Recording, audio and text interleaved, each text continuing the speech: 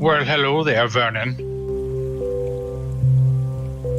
Too sweet.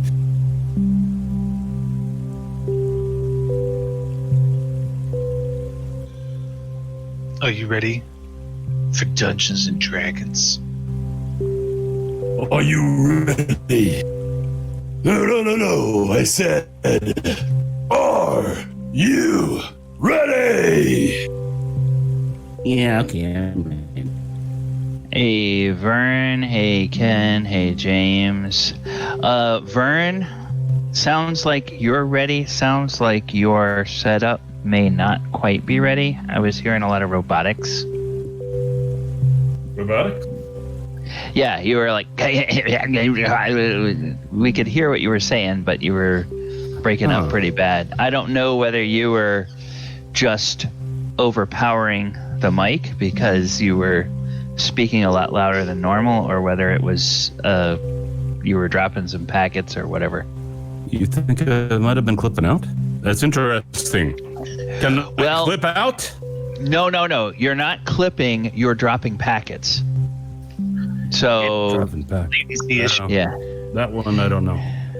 Yeah. I don't. It doesn't. Now that you keep talking and I hear at a normal volume, it's still happening. I think it's more a connection thing, and it could be just my connection. I'm hearing it that way. I don't know if I heard it as well. Yeah. Could you sing us a Daft Punk song? That's the ultimate test. I don't know any Daft Punk songs. Okay, well, we just lost. I just sat here and watched the viewer count go down because you said you didn't know any Daft Punk. Thanks a lot, Vern. Okay, how many people are here because get culturally I sing. relevant? So they're here to hear the honky tonk man sing. No, that's the other guy's character. They're here to hear me sing because I did that thing a couple of weeks ago. Huh. You think they're all here to hear me sing? Oh yeah. Oh, well. So we should improvise this entire Dungeons and Dragons campaign in the form of the improv hoedown. Okay. Oh, you know, in 1969, was it? The Who. I may be miscrediting them, but I believe The Who created the genre of the rock opera with Tommy. I don't know of any others that were earlier than that. Who did it? And The Who? The band. Who? The band, The Who, yes. Pete Townshend's band. Very funny. All right. Hey, but you guys are not here to hear us talk about rock and roll history. You are here Well, apparently they are. If it's for me. us to play D&D. And tonight on the Sword Coast Chronicles, session 16, we have a quorum of our players present. We know that Thaldohr is going to be late, but we have, that would be Mike playing Thaldohr. We have Ken with Thaldohr. We have Vern with Osprey. We have James with Mulek. And we are hoping that we will have Chris back tonight. Chris was under the weather last week, so hopefully he will be able to be back with us. He's on Discord. Oh, and he did join Discord very quietly as usual. That guy always rolls a 20 on his sneaking into the channel. Welcome, Chris. Welcome, everybody. The last time that we were here with these heroes, they were in the town of Baldur's Gate. And in Baldur's Gate, they were waiting for something, and the something happened. The something they were waiting on was the appearance of the Cult of the Dragon. The folks that they had encountered down in Greenest and in the Dragon Camp, the party managed to get to Baldur's Gate ahead of the Cult of the Dragon's wagons, and on the 29th of the current month, which I believe is Tarkish, whatever the hell they call this, Tarsak 29th, they finally saw the Cult of the Dragon members. First, Thaldohr saw them while he was down at the South Gate working in the guise of working undercover as a basically like a customs scribe, and for somebody who was known to the Thieves Guild to do shady dealings for people that wanted to get goods through Baldur's Gate without a lot of questions asked. And then later that same day, Mulek spotted them up at the facility of one. Okay, what's the guy's name? Akin Celeban, where they had been, most of the party had been based. Mulek had been taking opportunity to learn a little bit about the craft of repairing and building wagons, so in case they had any problems on the road. They also learned during this time that at the end of Tarsak, And between Tarsak 30th and Myrtul the 1st, there is an annual festival called Greengrass. And the entire city shuts down for a few days to get ready for that, including meaning that no caravans will leave from the city to head north between about the 26th of Tarsak and the 1st of Myrtul. But now that they know that the Cult of the Dragon is here, and they seemed a little bit miffed and a little bit upset that there would not be any caravans leaving, they know that they're going to be leaving as soon as they can. So a couple of things that the party has the opportunity to do. We've had our fill in this particular campaign of doing festival stuff, so we're just kind of glossing over that.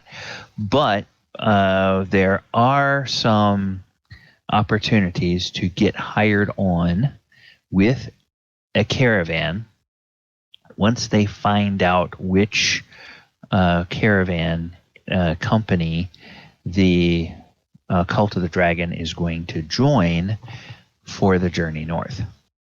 And you discover that they are going to be hooking up with an outfit called Red Caravan Company.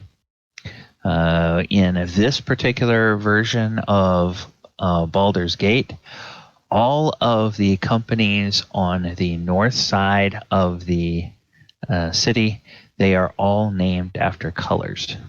So you have the Green Caravan Company, which actually I guess the Green Caravan Company is down on the south side. That's the one that the party joined up with when they started this whole adventure. But now up here in the north is the Red Caravan Company, which does a lot of business between Baldur's Gate and Waterdeep and even points further north. So there's that, and then of course there's anything that the players want to do in relation to the festival. I'm not saying that you guys can't do that. I'm just saying that I'm not planning anything for you all to do around the festival because we've already done some of that. But if you guys want to do something, we can certainly RP that up. So, questions for those of you who are here. Ken, I believe you were having some computer trouble last week, so you weren't able to join us. Just in case you have some secret squirreled away cache of gold that I don't know about, and if you do, well, that's going to be a problem. There is an ability here in Baldur's Gate to buy items up to 100,000 gold piece limit. In Elturel, you had a 40,000 gold piece limit. Here you have a 100,000 gold piece limit. I honestly don't think that there's anything that you could afford between 40,000 and 100,000 that would be legal for characters of your level. But you can always go window shopping if you want to go window shopping for things. So it's wondrous items still, or is it rare? You're still limited because you're level 4. You're still limited to uncommon, common, and uncommon. Get it. Next level, at level 5, you'll be able to find rare items. It's just really weird. You go into towns, and it's like every town you go to, even though you could swear you've seen people come out of that shop with rare or very rare items, when you walk in, you can't see anything on the shelves except common and uncommon items. It's just very strange. This multiverse has a weird way of working like that. Okay. So first, to get it out of the way, anything that people want to do with the festival, or do we just want to go straight to finding out how you guys get hired out for the trip north? I don't have anything for the festival, but can I? Am I able to go purchase in between downtime 100 gold worth of incense? You absolutely can. You can just mark that off unless there's any particular other types of errands you have. If you want to talk to some of the shopkeepers, you certainly can, but otherwise just mark off the gold and add the inventory items. So I was thinking that you had something worked out for the race, but if you don't have something worked out for the race, we could do like a race in one roll. You know, actually, I'm glad you mentioned that because I've got events for several games running in my head right now, and I think I mentioned something, but I don't think I wrote anything down. So, yes, let's do that. And actually, I like races that require 3 rolls. And here is what I am going to do. Ace is certainly.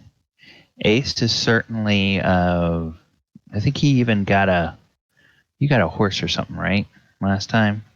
It was a bareback horse. Yeah. Bareback, Named yes. Thunder. Okay. Named Thunder. Very good. Okay, yes, stallion's name is Thunder. Okay, and you guys, you're going to enter that race. The others can play other contestants in the race if they wish. And what it's going to be is it's going to be D20s with your animal handling score. And there's going to be another modifier that I will give you each time, and the modifier is going to change each round for each of you. That will be your horse's particular style of running. So, first of all, James, do you want to play one of the other riders? Let's see, animal handling. Sure, why not? Okay. You can be. Okay, James.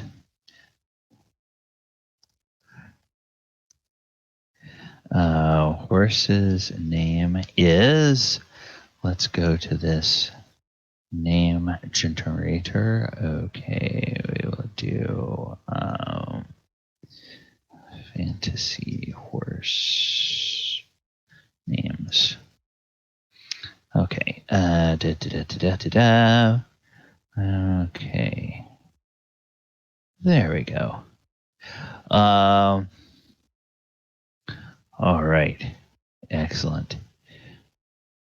So your name, James, the jockey you're playing is a human named Jabal, and your horse's name is Zorro. A horse whose name is Zorro. Awesome. Okay. Chris, would you want to be a jockey in this race? I don't think that's really up his alley, so I think he'll enjoy spectating. Okay. And Ken, would you want to be a jockey in this race? Sure, why not? Okay, then we will allow you to be... I did grow up and master the art of raising horses, so maybe I'm good at it. Maybe. For the horse race, horse's name is... yeah. Okay, for the horse race, you are a tiefling named Ralthor, and your horse's name is Alchemy. And then the DM is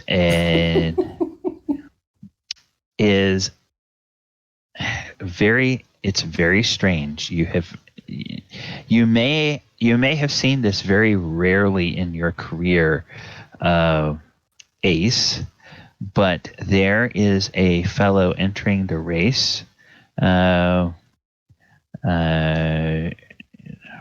the horse race. His name is Greengrass, and he is a dwarf. And his horse's name is Bouncer. So, it's a bareback race. So this is a recipe for disaster. Yes. Are we riding the horses, or we're like sponsoring or joining up with jockeys? No. You're using your character's animal handling, but your character is not in the horse race. Okay. You are the only PC that's in the horse race is Ace. Okay. But you and Ken are playing Gotcha. alter egos just for the sake of the horse race. Gotcha. You're a human named Jabal, and he's a tiefling named Thaldohr. And I am a dwarf named Greengrass. And so here's the thing. In the first round, let's see. Thunder is a +2 on the roll because he's a steady, strong horse. Zorro is a +3 on the roll because he tends to start fast and run as hard as he can, and the jockey's main job is to try to get him to not burn himself out before the end of the race. Alchemy. I have a story to tell after the session is over. Alchemy is a +1 because alchemy has a tendency to start slower and then finish strong. And then Bouncer, Bouncer is a +0 because Greengrass, like many of his kind, Greengrass sort of found himself tossed into this race without really knowing what he was getting into, and he's not the best horseman. So the actual steed doesn't quite know what to make of this thing on its back, because the thing on its back seems to not be the most in control of itself. All right, so what this means is in the first round, you guys can all roll d20s, add your own animal handling. So make an animal handling check, but then add whatever the number is I have for your individual steed. And we can go ahead with those rolls. And I have 25. Okay. Go Ace. Okay, well, he's got an animal handling of +1, which is just his, the dwarf, that's just his normal thing because he is a cart driver. He was a soldier who drove a cart.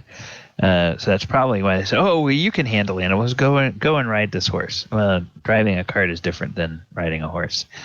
Well, in the first round, so I had 10. Osprey goes ahead, and then Ken, gosh, I'm forgetting the stupid names I gave you. Okay, Osprey goes ahead. Thaldohr is in second. Greengrass is in third, and Jabal is in fourth. So after round one, Ace is 23. 25. Thaldohr is 20. Greengrass is, what is he? Is he 13, did I say? Yeah, 13. Greengrass is 13. And Jabal is 10. All right. So we just add numbers to this each round, and whoever has the highest cumulative score at the end will win. All right. So for the second round,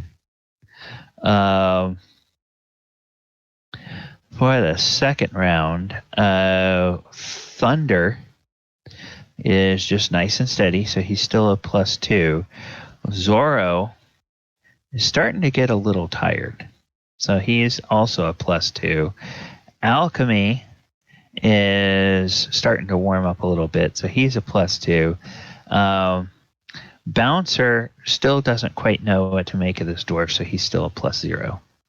So second round, you guys may roll and add your additional rolls to that. So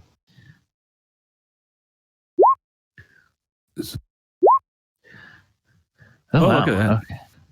Okay. So now Mulek gets a 24 this time.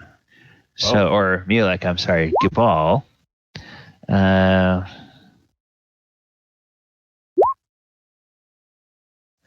So after round 2, Jabal has 24 added to his 10 is a 34.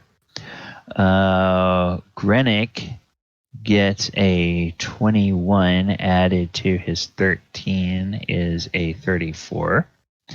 Thaldohr gets an 18. Thaldohr is 18, so that's a 38. 19. Oh, 19? Okay, 39.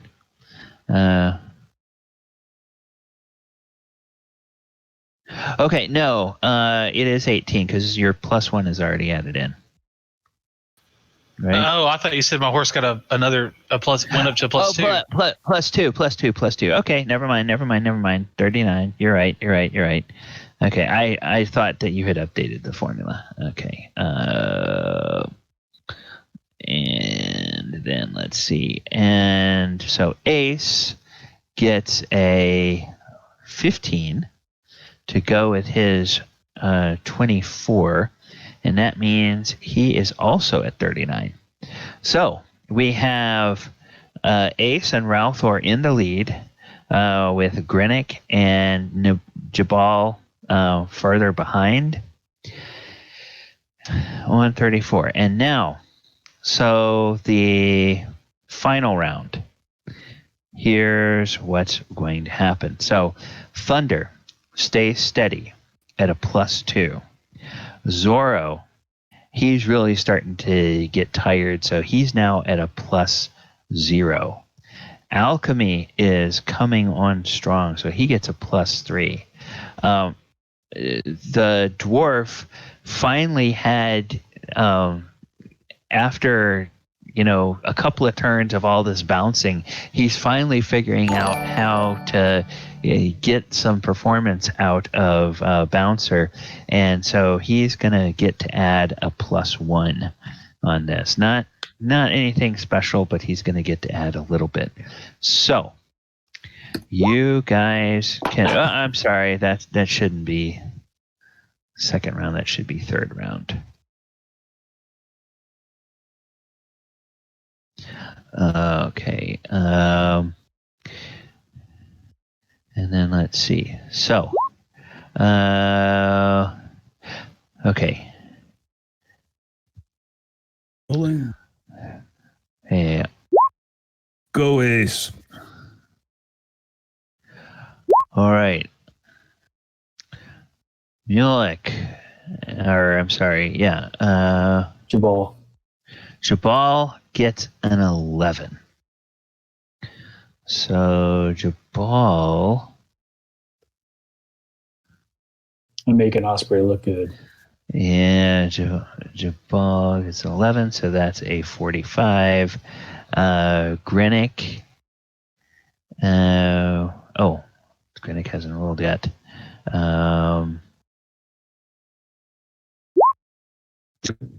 Grinnick gets a 7. So 7, that's a 41. So Grinnick is probably going to be in last place. Vernon or Osprey gets a 19. So 19 on top of the 39 is a 58. And then Thaldohr, 12. 12 is a 39. That's going to be a 51. All right. So as they come around the final turn and head into the home stretch, Thunder pulls ahead. Thaldohr maintains his separation from the back of the pack, but cannot quite keep up with Ace. Grinnick is doing more bouncing than racing and is kind of bumping all over the place. And Jabal is just sort of kind of nursing Zorro on because you can tell just Zorro is sweating up a storm. He started really strong, but then he, really kind of tuckered himself out by the time he got to the last turn. And Ace, congratulations, you win. All right, yes, there's a big, huge celebration. What does Ace do as he crosses the finish line in the lead? Let's see. No, he doesn't do any posing during immediately getting through because his head is in the game. So he goes out to the. So maybe one of the horses is still out. So he goes out to the regular place, and that's when he'll ace people that are looking at him. Okay, you give the ace sign, and you can tell there's a number of devoted fans. They all are cheering and, raising their hands, and this is wonderful. And you guys, everybody is happy. Now, Ace, you, as the winner, are entitled to a share of the winnings. And so let's see, what was the total purse on this? Okay, the total purse that goes to the winner was... The total purse that goes to the winner, to the winning horse owner, is 10,000 gold pieces. And I believe we said that the jockey gets 10% of that. Oh. So, Ace, you get 1,000 gold pieces you can add to your character sheet. Oof. Nice. Way to go, Osprey. Yes, the PCs are all hitting you up to buy drinks at the bar after the race because you're now flush with cash. There are a lot of revelers for Greengrass Day who will be interested in approaching Ace to help him spend some of that 1,000 gold. Suddenly you have an entourage that, you're probably used to having an entourage from being on the racing circuit and all of the, the real major sports fans. You recognize a lot of these people as the casual fan type. Oh, hey, he's the guy that just won a bunch of money. Maybe we can, mooch some drinks off of him. Those are the kind of people that you are attracting here. There's a few people. I'm going to say there's a handful of faces that you would recognize as either as people that normally you might have raced against, or people that are in the racing business, or long-time fans, kind of connoisseurs who follow the different racing circuits and whatnot, and are pretty serious about horses. And a lot of those that they flash you the ace sign and a little thumbs up, and you get the impression they probably realized, oh, you're in the race, you're the guy to bet on, and they probably won some money. So Osprey, he congratulates the guy that came in last because he saw what happened there. And also he's talking to many of these fans by name. Okay. All right. That's fine. Which means that he never goes anywhere. So it's a very long time before Osprey, before the people that are wanting to see Osprey go out with Osprey, before he even gets done talking to the people walking around. Okay. Well, if that is the case, you will see that by the time you're done having serious conversations with the people you want to talk to, the crowd of people that was initially thinking they were going to freeload off of your winnings, they've found other things to do, and most of them are gone. But there is going to be 1d12. So there are two of them that really seem to have been dedicated and wanted to get a chance to meet the legendary Osprey himself. And these people are, well, you're in Baldur's Gate, so we're just going to say that they're both humans. These people are, their names are Hidden Russo and Orvom Ron. Russell and Ramen, everybody. Let's go celebrate now. Happy beers. Oh, hey, yeah. Hey, great. Man, I've heard so much about you, Mr. Osprey, Mr. Ace.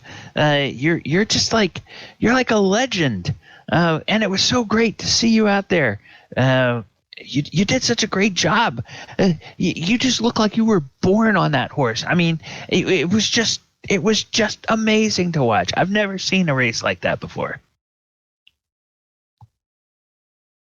Cool, man. Come on. We go. Okay. We go have happy beers. Okay, so they go with you over and have some happy beers. Why don't you guys all make some perception checks? Yeah, I was going to ask if we were around, I would have been watching Osprey's back. Okay.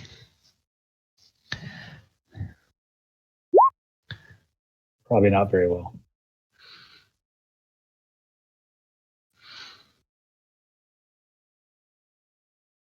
Russo and Ron.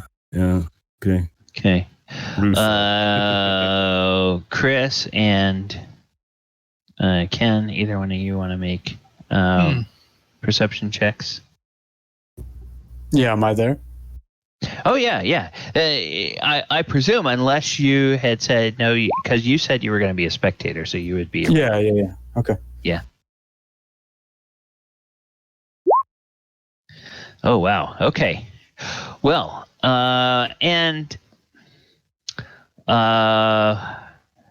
if you want to, Osprey, you can make a perception check, but I'm going to give you disadvantage because you've got people distracting you. If you don't want to make a perception check, that's fine as well. Thaldohr and Brok, you guys both recognize that in the group of people that initially kind of seemed like they wanted to hang out with Osprey, you see that there were two faces that you are very certain that you saw at the encampment of the Cult of the Dragon.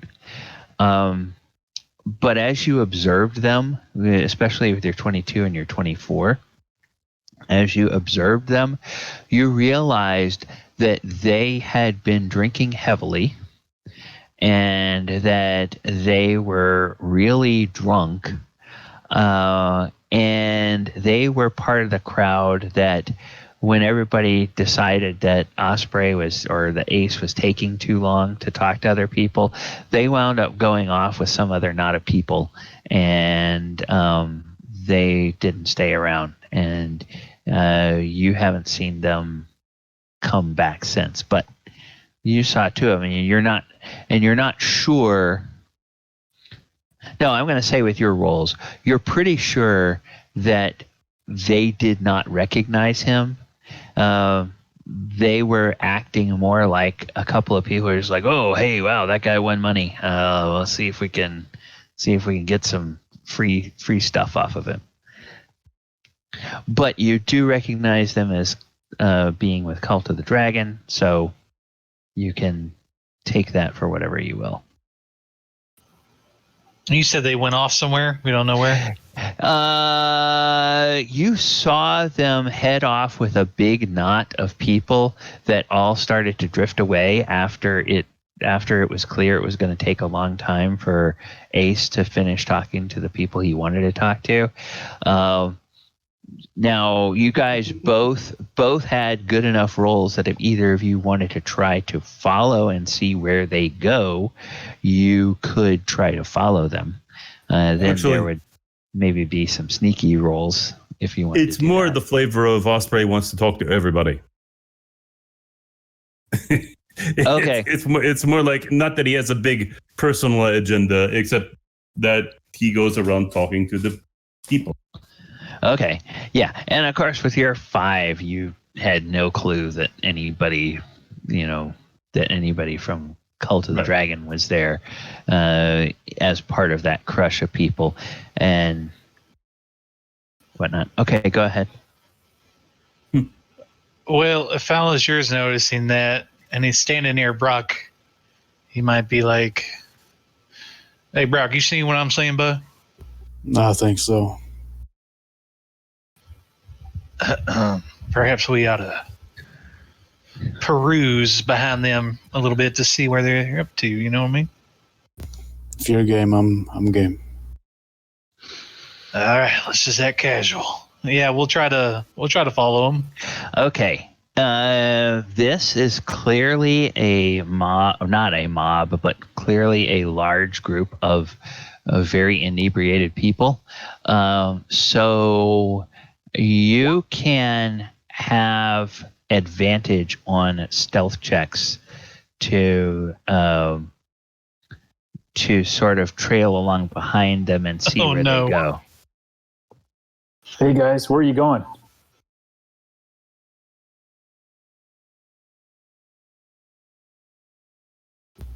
I just look at fellowship. Wait, who asked that? I thought it was James. I mean, Yeah, Mulek's like, hey, where are you guys going? I don't know how to say this, but I think I recognize two of these people as cultists, if you know what I'm saying. Oh yeah, they're in town.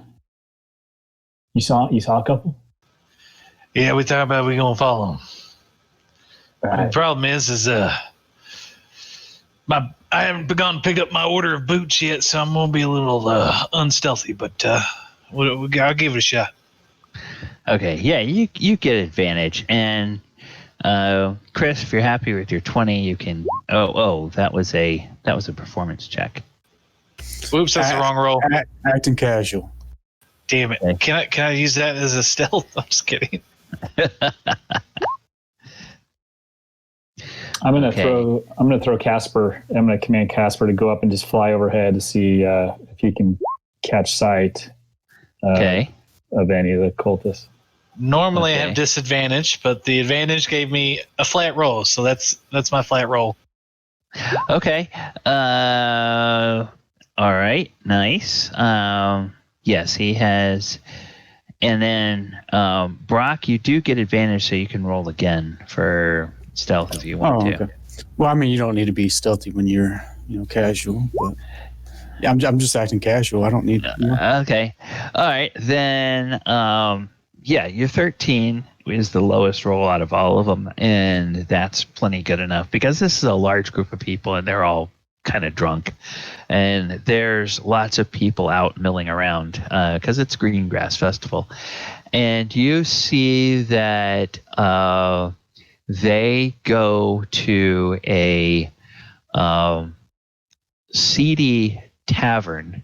The two people that you're in particular watching go towards a seedy tavern that features a couple of kind of scantily clad barmaids standing outside by the doors, and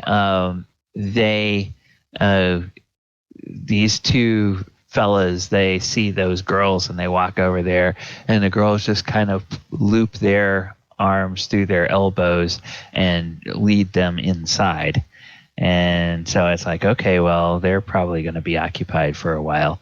And the name of the establishment that they go into is the Wild Mare's Gallop. Speaking out of character real quick, we know which caravan company they're traveling with, correct? Yes, you guys have found out that they're going to be going with the Red Caravan and the Red Caravan Company. And go ahead. So as we're walking, I'm just going to kind of nudge Thaldohr and say, so what's your plan here? Well, my grandpappy used to tell me there wasn't nothing better at getting information than titties and beer. So I figured we go on in there and play nice and buy them some drinks, sit together, and maybe talk up the girls, give them a little bit of coin. Maybe we leave with them and get some, a little bit of fist to the mouth interrogation, if you know what I'm saying. I do.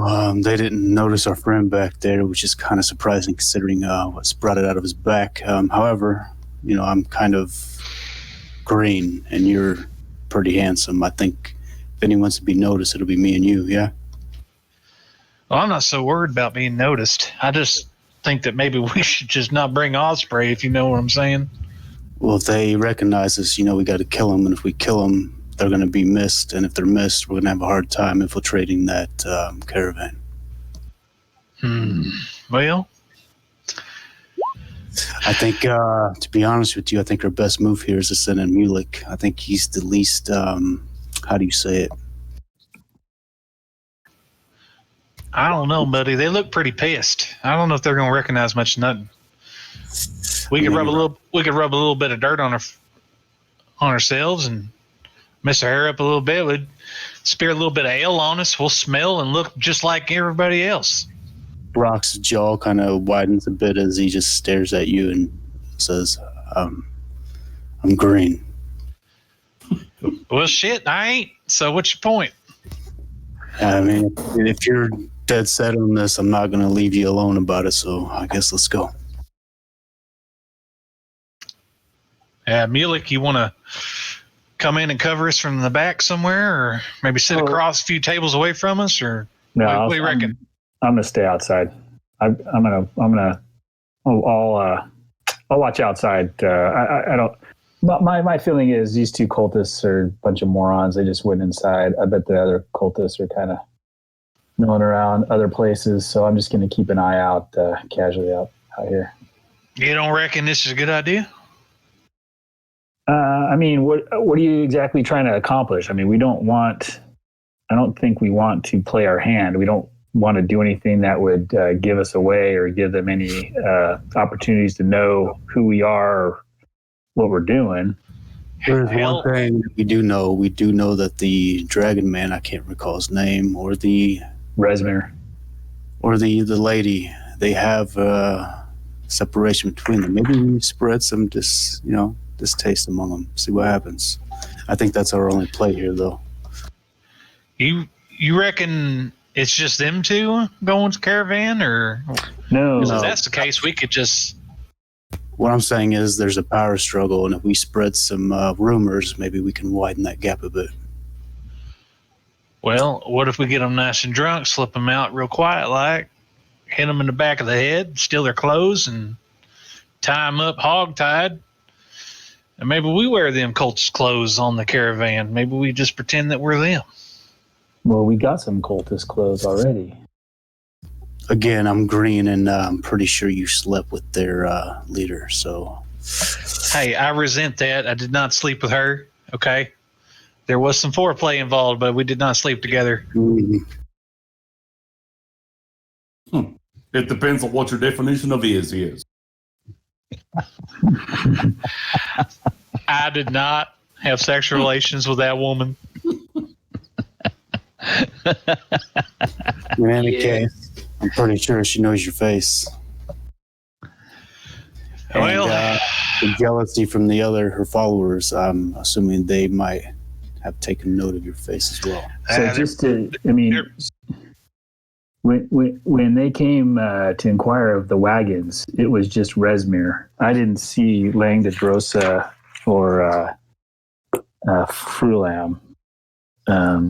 So I don't know if Langdadrosa and Frulam are with these guys yet or not. But definitely Resmir is, and he's the one that paid for the wagons. Well, we know they stayed behind. We know they disappeared when the caravans disappeared, and they sure as hell didn't fly on a dragon, so they're somewhere. They're probably waiting outside the city, waiting for them on the other side of the city. I agree. Well, now you said that we, both me and Brok, we recognize them. So where were they in the camp, and how do we recognize them? Like, were they watching our cell? Were they just like, how well do we think that they would recognize us?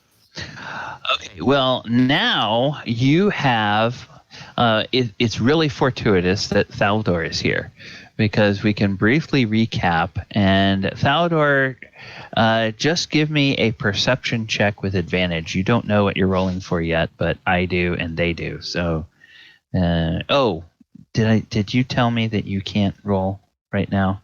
Oh, okay. Phooey. All right. What's his modifier?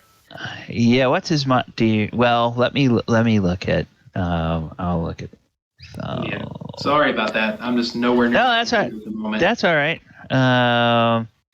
That's all right. So your perception is a +3, and so I will roll that with advantage for you. D20 +3. And okay, 19. That's pretty good.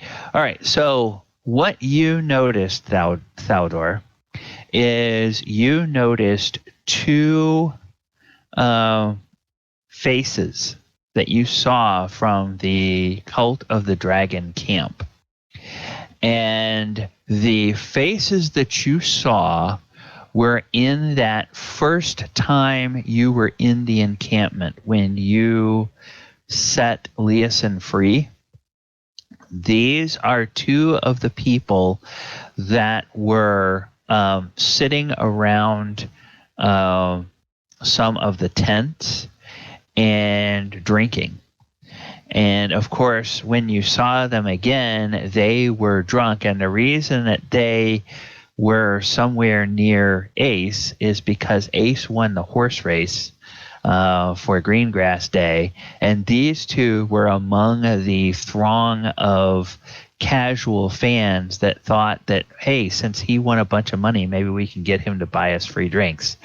And since Ace made a point of going and talking to a bunch of people and, having involved conversations with people that really know horses, they all got bored, including these two cultists, and they went off. And Thaldohr and Brok, and we'll say that you, Thaldohr, followed them and saw them go into a seedy little tavern called the Wild Mayor's Gallop. And these two were accompanied into the place by a couple of scantily clad barmaids that were standing outside as they walked up and sort of looped their arms through the cultist arms and took them inside. And so now some of your party members are discussing, hey, maybe we want to go inside ourselves and see what's going on here.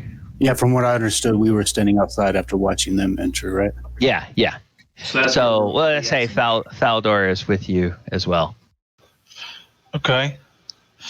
Well, perhaps maybe we just throw on some of those cultist clothes and pretend that we're just buddies from a different,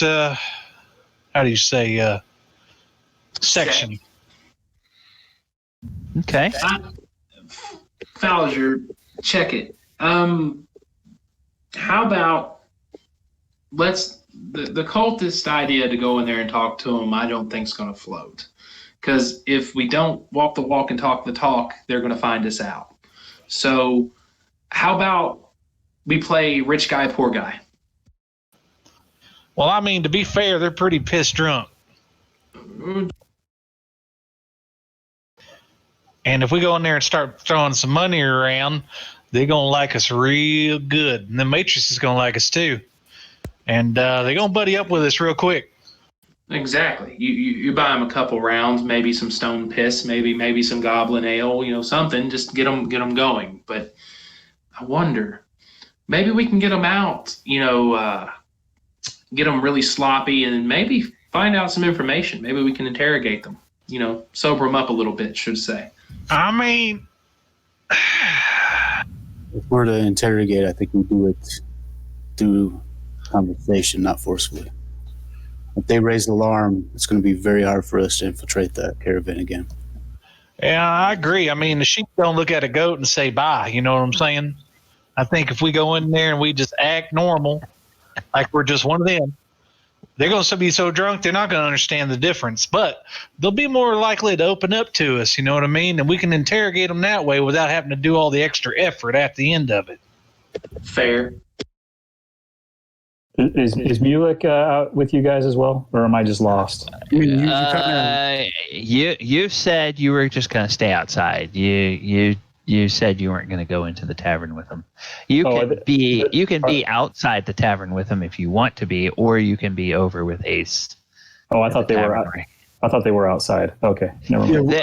They are outside the seedy tavern. The last time we saw you were kind of walking with Ace over towards the place he was going to go to buy drinks for the group of people that was still okay. Well, chat with him. I'll do that. Can I just say that before we would have come here, I would have told everyone what I had overheard Resmer saying. Was that before, if they were going to go in and try and get information, the information that I got from Resmer was that they were looking for 5 sturdy wagons and the destination was Waterdeep. Okay. All right. So we'll consider that the rest of the party has that information. All right. So that's the information we have. We also know that like we want to see which side of loyalty they fall on, and then try to play that one up against the opposite, right? So that gets word of mouth back to someone else, maybe. Okay. We want to do a little bit of disruption in the ranks. Is that correct? I think that's what we're going for. I'll tell you what, guys. I think I stand out like a sore thumb. I'll watch the outside. If any extras show up, I'll inform you. And Brok lets out a loud whistle, and he kind of looks at you, nods. Listen for that. That means trouble. I learned that from an elven archer I met one time. Wait, so I'm going in there by myself? Thaldohr is with. I'm going in with you. Yeah, Thaldohr is. All right. Yeah. And Thaldohr, he's the wizard, right? Like, No, he is a rogue. Oh, he's rogue. All right. I get confused. Okay. All right. Mulek is the artificer. So we do that comical, like, fast motion scene where we go around the side of the dark alley and we just kind of reemerge looking like cultists. Yeah. We do have the robes. Yeah. Yeah. We have the clothing and the marker and the ambulance, I think, too, right? Yeah, and I believe that if memory serves, I believe Thaldohr has a disguise kit. I do. So I'm going to make us look a little bit different than what you're Okay. seeing in the mirror. Okay. So go ahead and go ahead and roll me you're putting on disguises, so that's kind of a dexterity thing. Roll me a dexterity and add your proficiency for using your disguise kit with that. Put guidance on you. Okay. Which is what, a D4? Yep. Okay. My dexterity is +5, +2 proficiency, +1. That would put 5, 6, 7, 8. So it'd be +8, whatever you roll, Gally.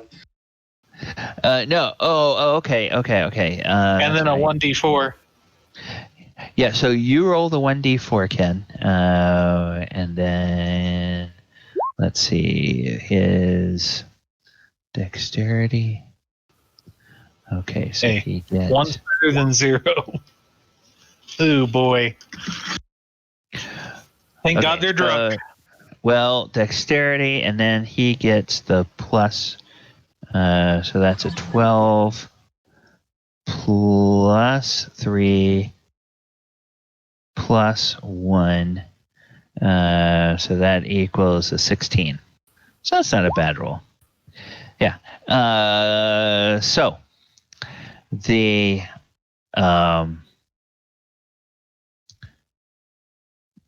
you guys, if you had a looking glass or if you had a mirror,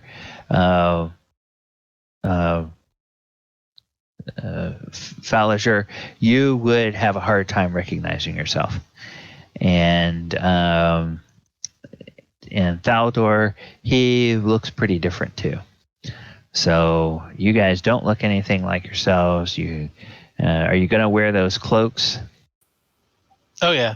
We want to All right. as much as possible. Okay, so you guys put on the cloaks. You guys come around. Brok, there's a couple of guys that kind of have the similar build to Thaldohr and Thaldohr, but their faces don't look like them. But they're wearing cultist cloaks, and they go into the place. Oh, Brok, yeah, you recognize it's them. Yeah, fellas, you're still walking like he slept with the popular lady. You know what I'm saying? Okay, so you head into the bar, and over there you see a couple of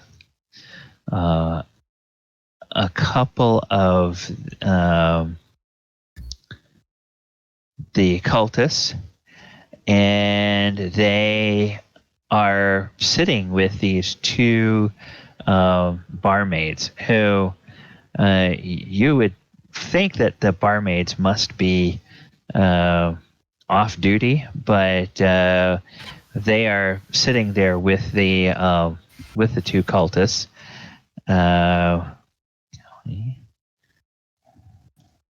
human barmaid, and then does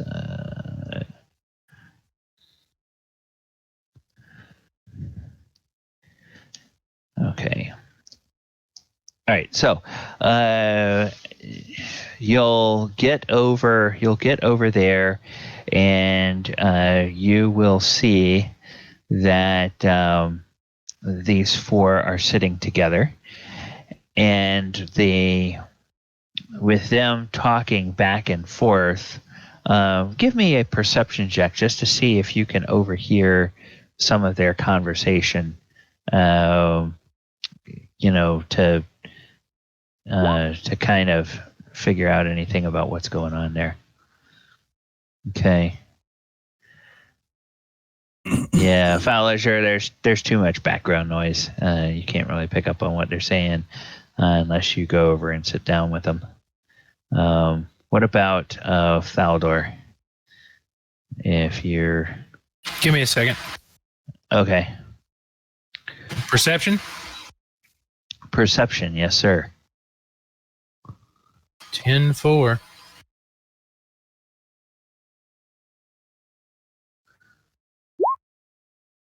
$13. Okay, yeah.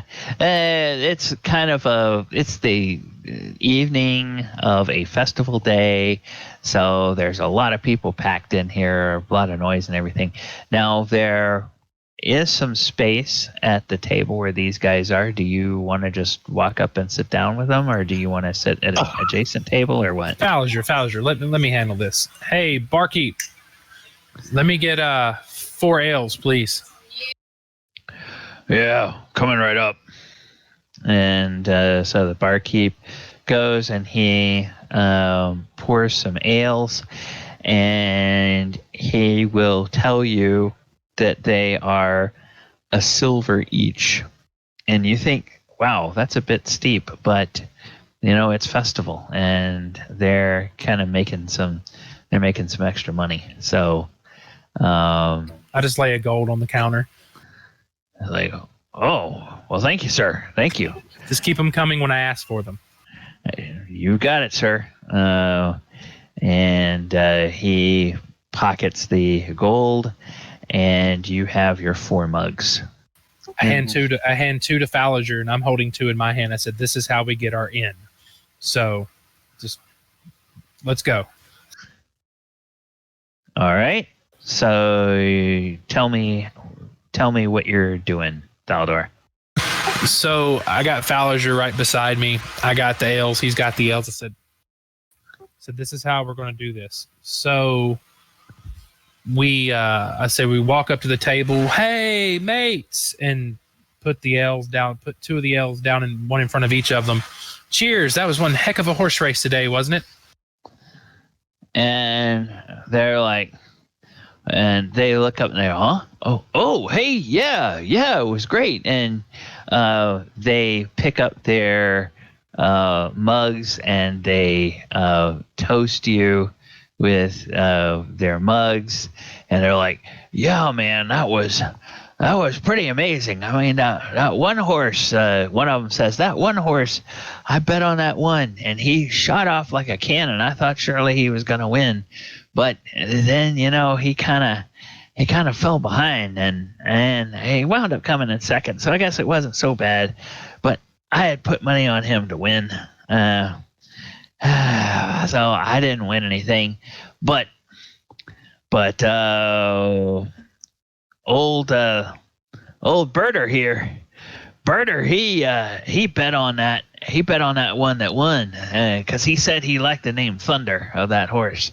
He said he was gonna just bet on Thunder there, and I'll be golly, he didn't win 50 gold on that horse. So. Hot damn! We gotta be celebrating. That's what you're doing in here, I imagine. We're celebrating too, except it looks like you got some beer and some titties. We ain't got no titties. Where do I get me one of these girls around here? The barmaids. And one of the girls laughs and she says, Well, there will be some of the girls coming down in a few minutes, and we can ask them to come over and sit with you if you like. That'd be swell. I'd take 2 of them, to be honest with you.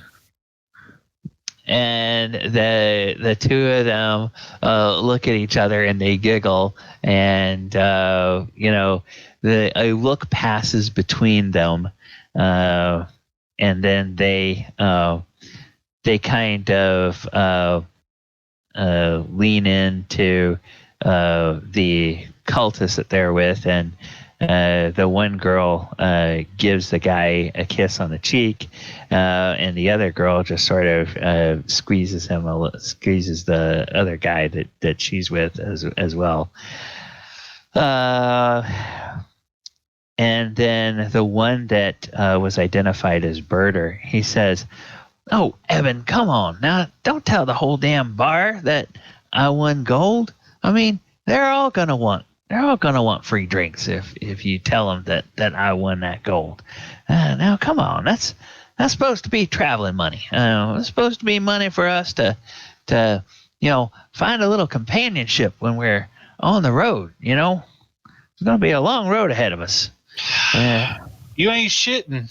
We just got assigned to some red damn George, what do they call that? Red caravan? Think it's. Thought it was blue. And Evan says, "No, you're right, man. It's red caravan. Yeah, that's what we signed up with. They got another 21 wagons that's gonna go in the caravan heading out tomorrow. So that's good size 24 wagon caravan. There ain't many bandits that's gonna mess with that. So we're gonna be lucky to be with these guys.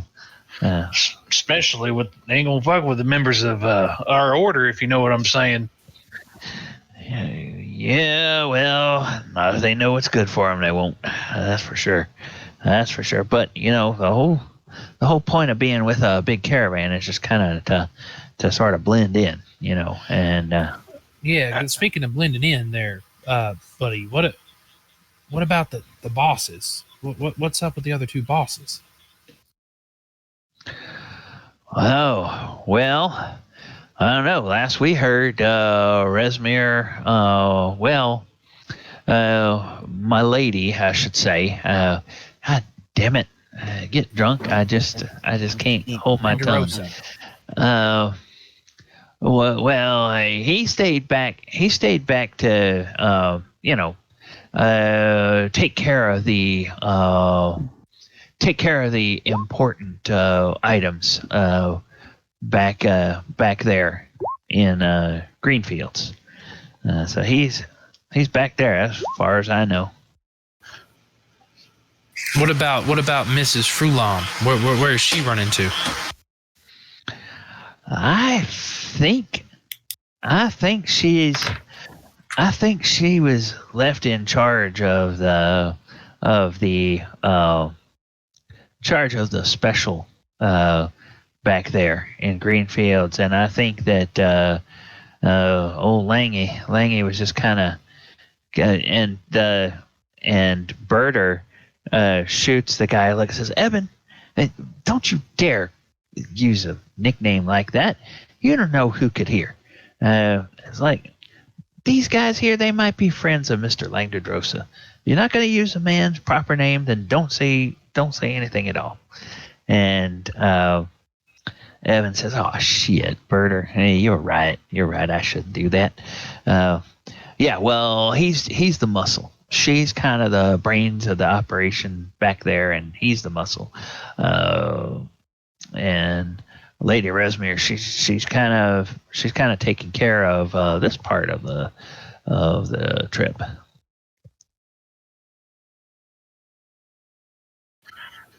Well, that boss lady, tell you what, she is a tall glass of water. Well, yeah. And boss lady, I mean, each one of them, they are very formidable in their own right. I mean, you don't want to cross Lady Resmere, because she will just turn around and cough on you, and you don't want to be anywhere near her cough when she gets angry, if you know what I'm saying. Oh, I know what you're saying, brother. She'd chew you up like tobacco and spit you out. You got that right, man. And so they each take another swig, and so the two barmaids that are sitting there, they're like, boys, and they say to the cultists, they're still kind of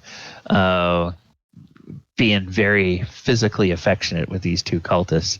They say, do you think we could get a couple of cups of wine?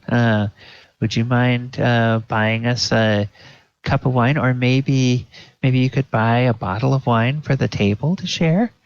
And then Berter says, Berter looks at the girl and says, "Oh, well, honey, what's a bottle of wine going to be worth to you?" And she smiles at him and she says, "Oh, I'll take good care of you." And he's like, "Oh, shit." And he raises a hand and says, "Hey, barkeep, send us a bottle of your best wine." And best wine? Oh, Lord. And the barkeep is, "All right, will do."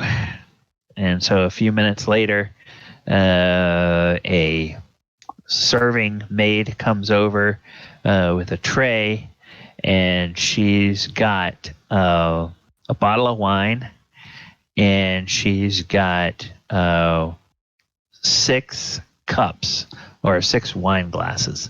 And so there's one for each of the cultists, one for the women, and one for each of you.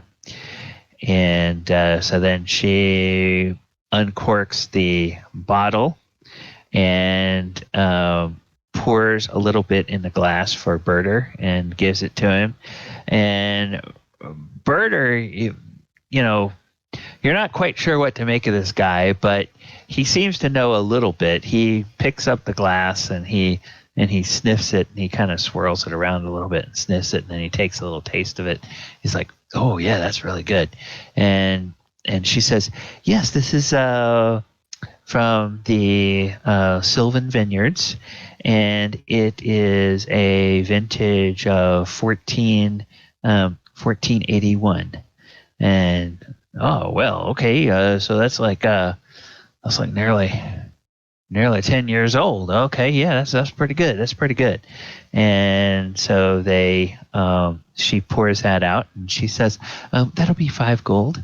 And the guy fishes out 5 gold and gives it to her, and she goes off. Now, of course, Thaldohr, you begin to realize that the fare on offer here is probably just about as seedy as the outside of this place looks. If their best bottle of wine costs 5 gold, you could spend a lot more than that in even halfway decent taverns in Baldur's Gate. Yeah, this is like wine in a box. Yeah, kind of is. But as you guys smell it, it's got a very fruity bouquet, and as you taste it, it's like whatever your taste in wine is, it's just a little bit on the sweet side of what you think is really good. So it's just a tiny bit too sweet is this wine. But the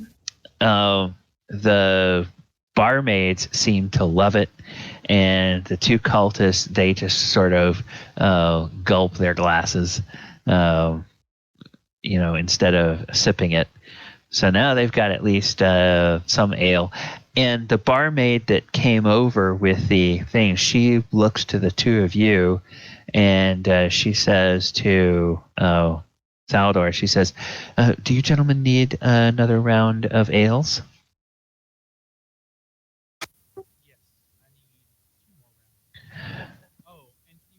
Okay, hey, Michael, we can barely hear you. I think make sure you're not muted somehow. Can you hear me now? Yep, now I can hear you. Perfect. Sorry about that. Yes, bring me 2 more rounds of ale and your best bottle of whiskey. Okay, well, the whiskey will be 10 gold. That be okay? Oh, yeah, it's fine. Absolutely, then. Wonderful. And 4 glasses to go with that, please. 4 glasses, okay.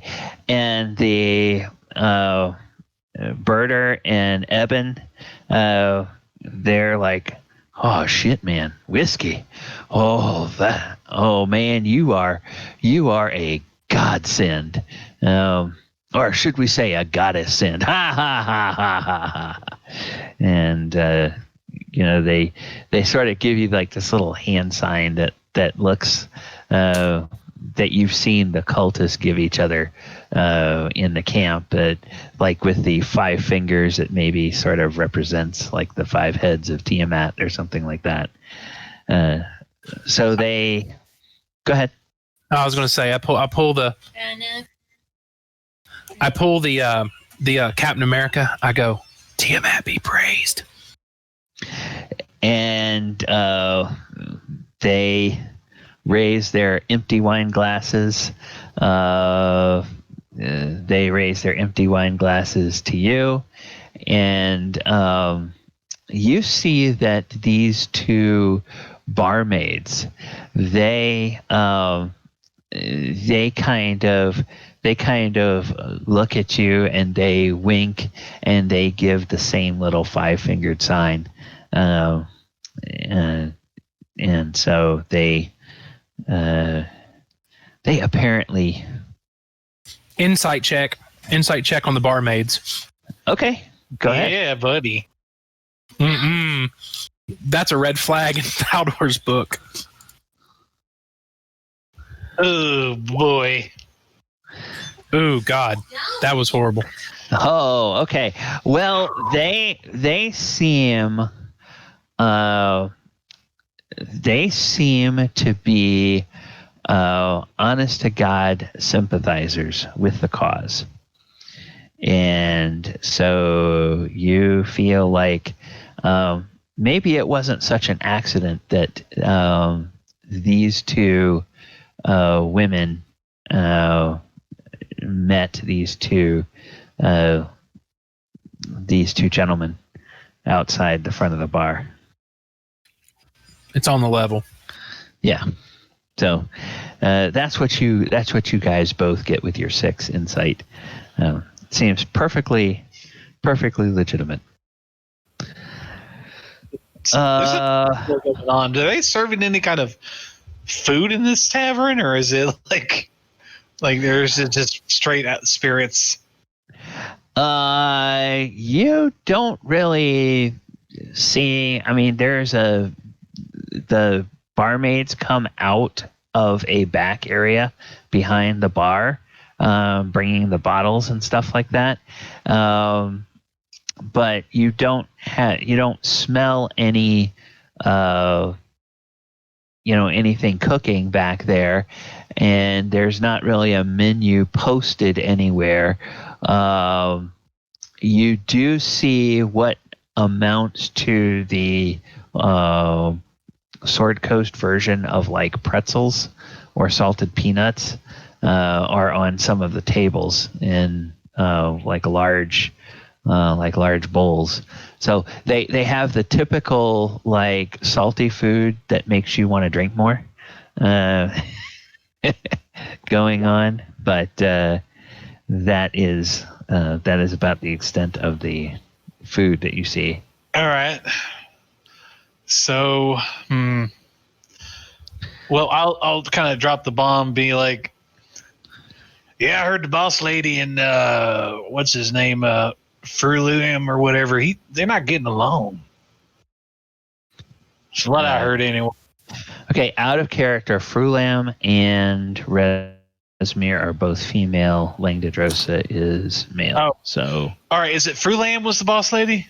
Yeah. So okay, Frulam was the one that kind of seemed sweet on you and Ace with the high charisma. Resmir, you guys didn't see much except for that first time. She's the black dragonborn. So she's got kind of like that whole dragon head thing going on and pitch black scales. And then Langdedrosa is the blue dragonborn. But it's male. Frulam and Langdedrosa are the two that I told you about that had discontent. Langdedrosa is the guy, though, right? Yep. Yeah. So the Black Dragonborn, she wasn't higher ranking than Frulam, was she? You didn't have enough to kind of know.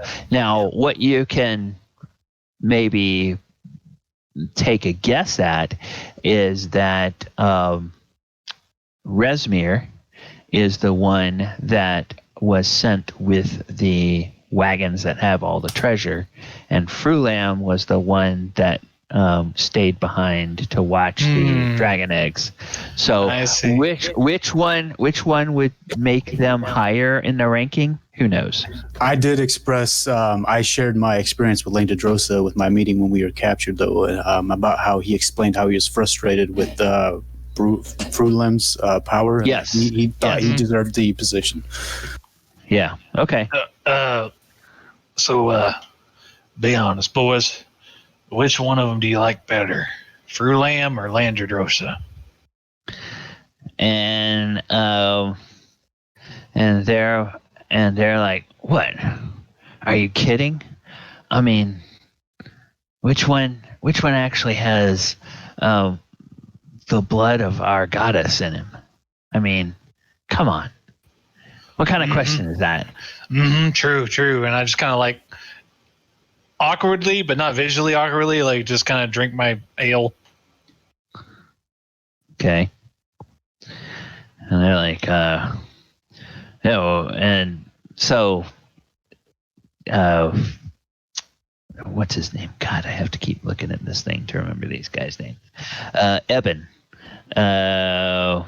takes a sip of his whiskey when that comes, and it's a nice rye whiskey, very mellow, but it really has, it doesn't have a kick, but it has a real nice burn, but a very mellow flavor to it when you drink it. And he says, "Oh man," he says, "Friend, this is really good." And he says, "So, well, what about you, bud? Which one? Who do you follow? You follow Langdedrosa, or you follow that crazy woman?"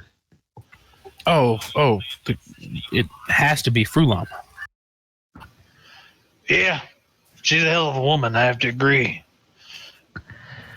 I look over at Thaldohr and just give him a look, and then look back at them. And they're like, "Oh, well, come on. I mean, now, come on. You gotta see here. She hadn't earned her place. She hadn't earned her place. You don't earn a place of rank that is equal to someone who has blood of the dragon. I mean, she may be nice and sure, she's nice to look at, but she doesn't really have the leadership qualities. Lady Resmir and Lord Langdedrosa, they're the ones that they're going to be put in positions of high rank. And so you Now, hold on there. you best That's not what I heard. I heard from the higher ups that Fruland was actually going to take a more predominant leadership role than Androdrosa was. But don't catch me. Don't let him hear me say that. You know what I'm saying?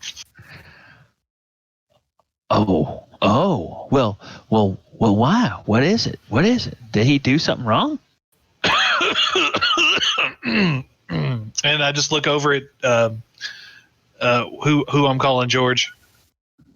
Okay. Oh yeah, and Thaldohr, you have to come up with a name for Thaldohr. So you are George to Thaldohr, and who is Thaldohr to you? Who's the cover name you're using for him? He's Ringo. Ringo. Okay. All right. So Ringo and George. Excellent. If you guys don't have inspiration, I want you to take inspiration, because George and Ringo, that's high quality stuff. All right. So he'll say, so, what is it, guys? And they're looking back and forth, and Ringo has sort of tossed it to you to give an answer for why Langdedrosa is on the outs with the higher ups, in air quotes. Right. I'm gonna make this story up, but it could be believable because it's really not deception. So it's like, well, the higher ups didn't like. Now I'm pulling a Thaldohr. I need to get out of that. The higher ups didn't like the fact that, how they handled them prisoners and the dragon eggs. Losing them dragon eggs was a big deal to the higher ups, and they blamed a lot of that on Landorosa. And they liked how Frulam handled the interrogations and stuff of them prisoners. Sure did. They said, how could a pureblood be such a failure? Whoa. Wait a minute. Lost the dragon eggs. What are you saying? You didn't hear? Oh, Lord have mercy. Ringo, they didn't hear. I know it, brother, but I don't know if we should tell them. Well, you gotta tell. I mean, we're gonna have to let Lady Resmere know. What happened? You gotta tell us, or we can take you to Lady Resmere ourselves, and you can tell her. Well, maybe we should tell them, George. But first, what do you know about Lady Resmere, or whatever her name is? Well, she's a great, honorable servant of the goddess. So she's a fine leader. She's very honorable. And you treat her right, she'll treat you right. Yeah, I heard that. I know she went up, was it north with some treasure? That's got to be a big responsibility. I reckon, what do you think they're doing with all that treasure? Anyway, hold on a second. I'm getting ahead. Okay, hang on, time out. Are you trying to be quiet so you're not heard beyond the table, or... Because you have to talk loud enough that we can all hear you, but in character, are you trying to be quiet, or are you just sort of blurting it out? Well, I mean, it's like you said, it's rowdy up in there, and I'm sure there's like music and people are being loud. I'm not shouting to the top of my lungs, but I'm being kind of like leaning in and being enthusiastic, and like. Okay, well, they're gonna just give you hand signs like. Hold it down, ixnay on the T word. That's not anything that other people are supposed to know anything about. Ringo, that's not, lean over and lean into the table with him. Hey, buddy, that we don't call it the T word, man. We call it special cargo. Oh, my bad. This alcohol's starting to kick my ass. Lightweight. and they kind of laugh, and they look around, and let me just do Let me just do something over here on this online die roller. Click clacks are rolling. Okay, so it's going to be... all right. Let me...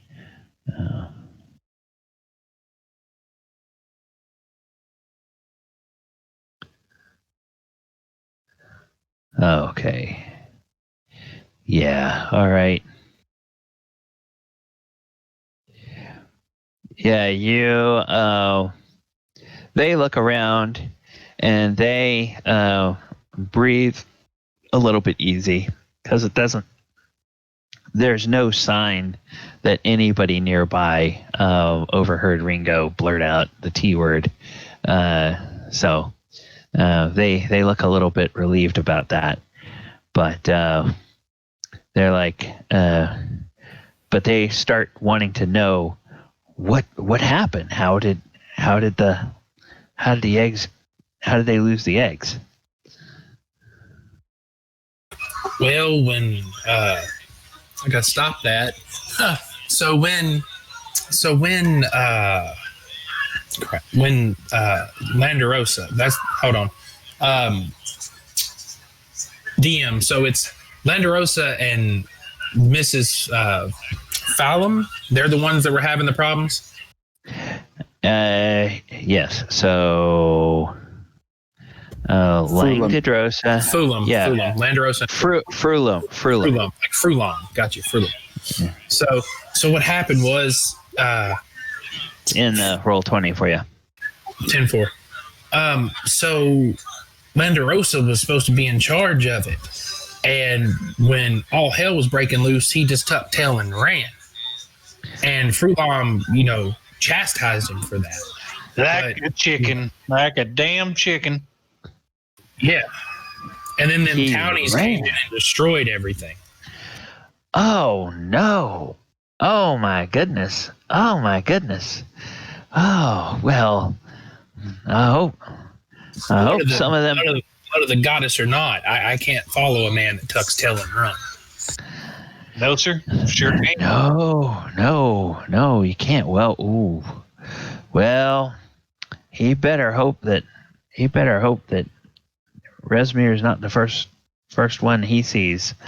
Ooh, she's gonna let him have something fierce.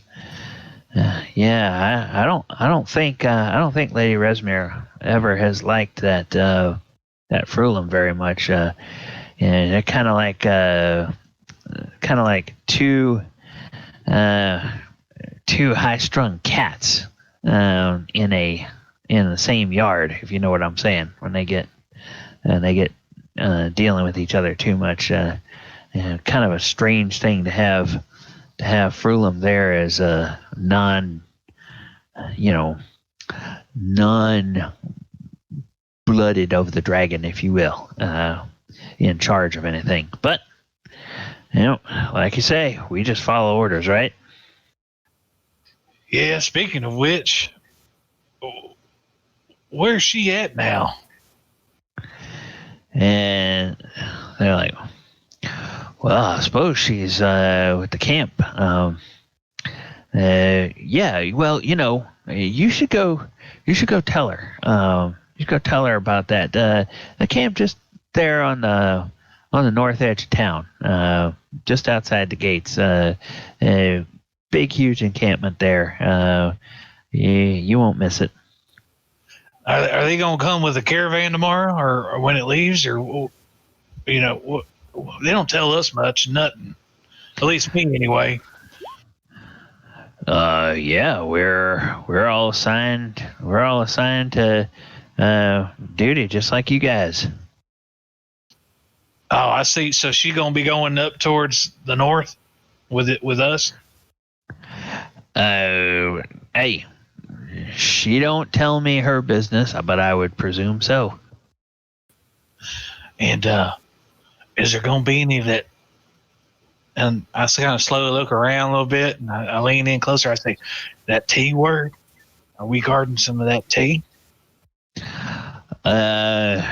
Well, that's kind of the whole purpose of us going up there.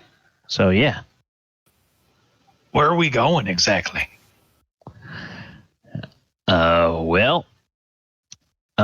What have you heard?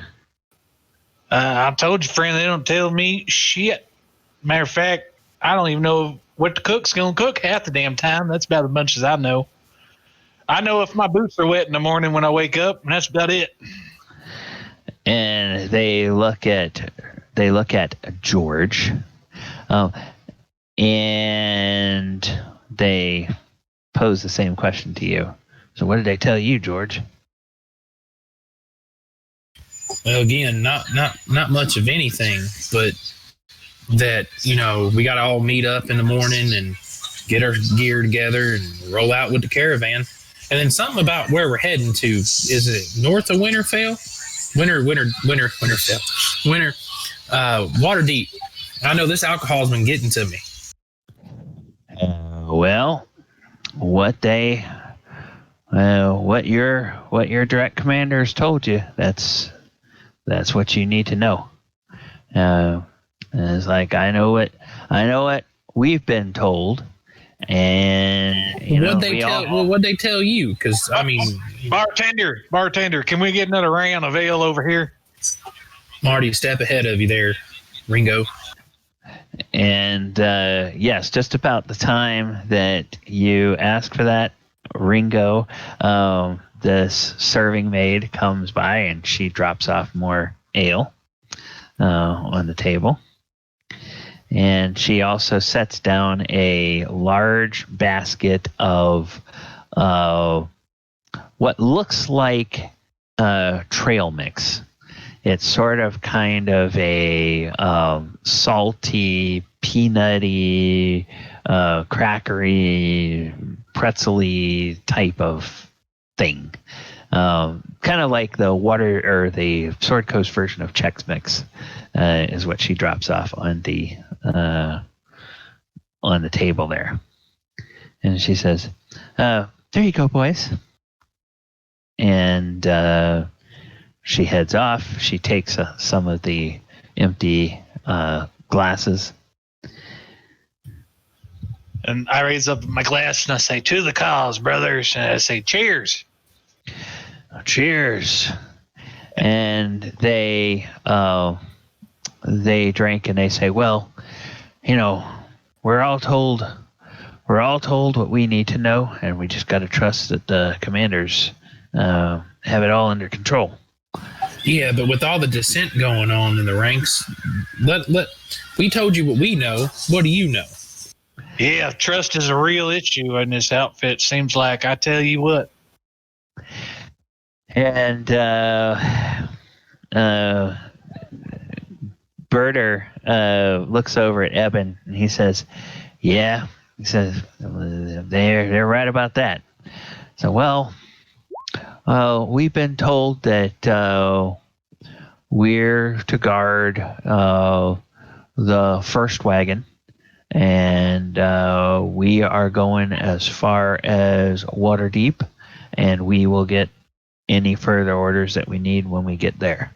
So that's what we know. Damn, Waterdeep. That's quite a ways away. Yeah, it's about, they say it's going to be 60 days on the road to get there. Pack up your bootstraps, boys. Strap them up tight. Yeah, well, we guys all gonna have to take turns. We'll walk a couple hours, and we'll ride on a wagon a couple hours, and we'll walk a couple hours. So, it won't be that bad. These big merchant caravans, they don't go that fast.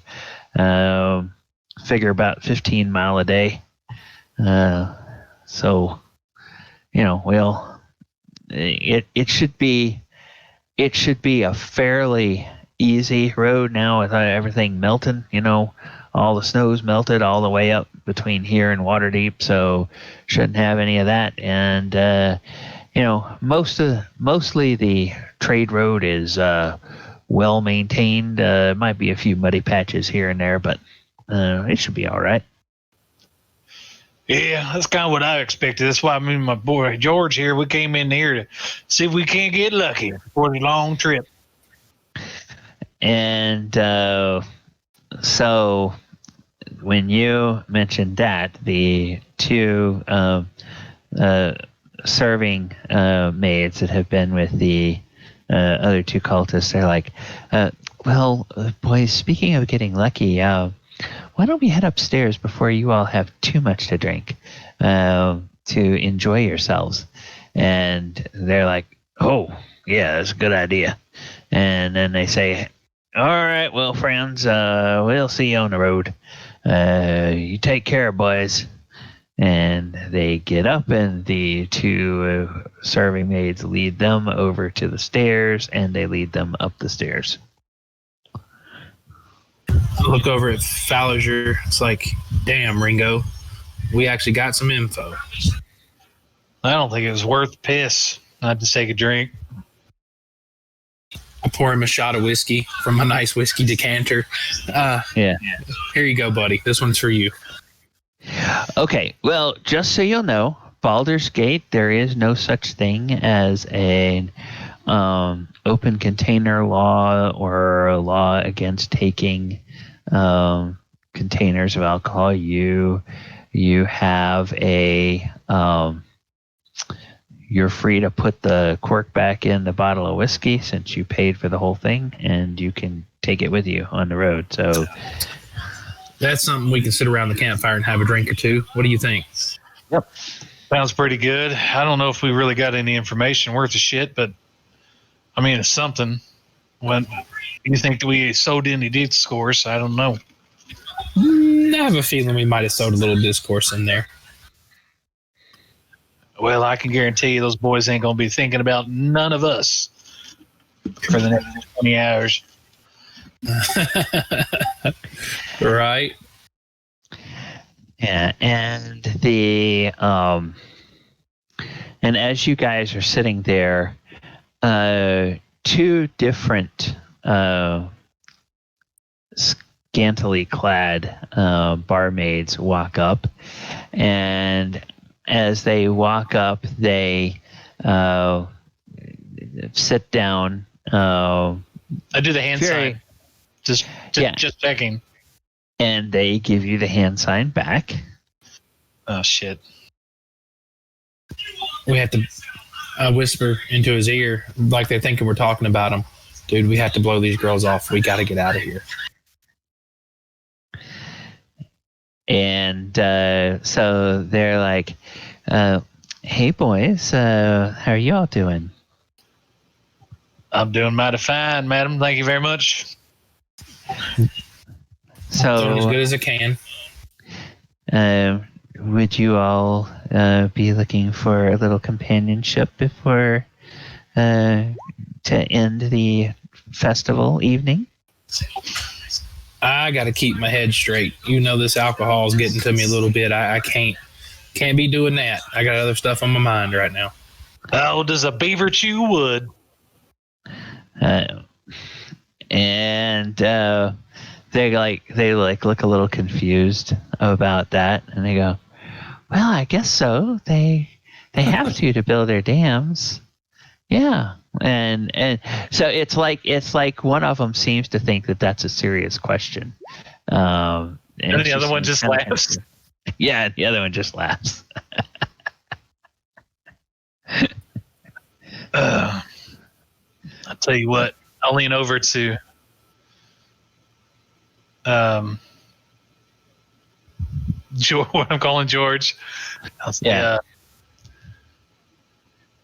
I'll see what I can find out from these cultist supporters, and you go tell the boys, and I'll meet up with you in the morning, or maybe I'll leave early in the night. I know where to find you. You do, and I whisper back in his ear, say, you do know you're wearing a disguise, right? Yeah. Yeah, I would hope you understand that you. Well, actually, that might work to your benefit. I didn't think about that for a minute. That might work to your benefit. You look like one person. You get done doing your deed. You drop your disguise. You walk out the door. They don't know who the hell you are.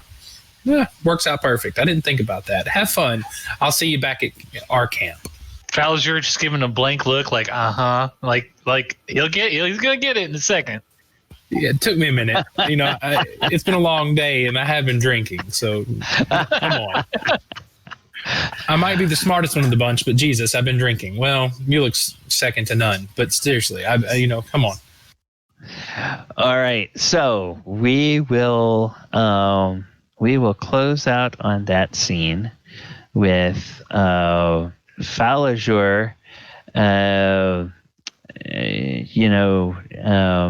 getting talked into paying 20 gold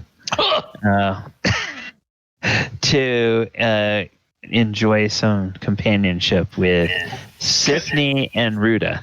Wait a minute. Can I at least roll to see if I found any additional information during the... Wait a minute, though. Wait a minute.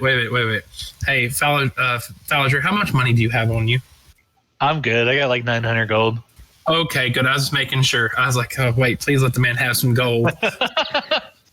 You have to come see your buddy Thaldohr for some gold. I think I'm good, but I don't know if I'm that good. Okay. Well,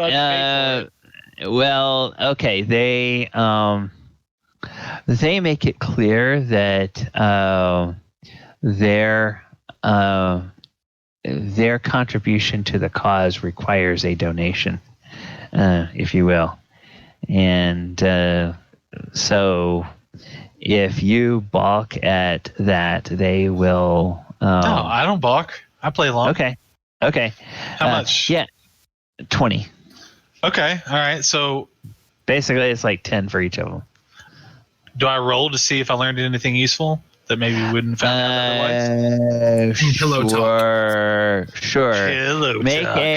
Make a roll. Make a persuasion check. Actually, first of all, make a performance check. Oh. And the performance check will see whether you get advantage on your persuasion check or not. What happens on the crit fail? Oh my God. A crit.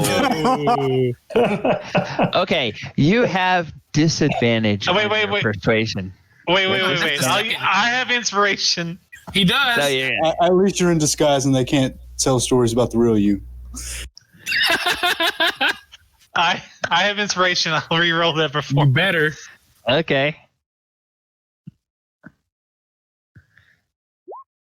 Much better.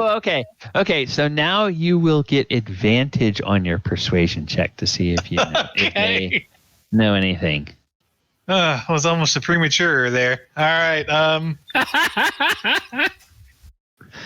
Persuasion. Here we go.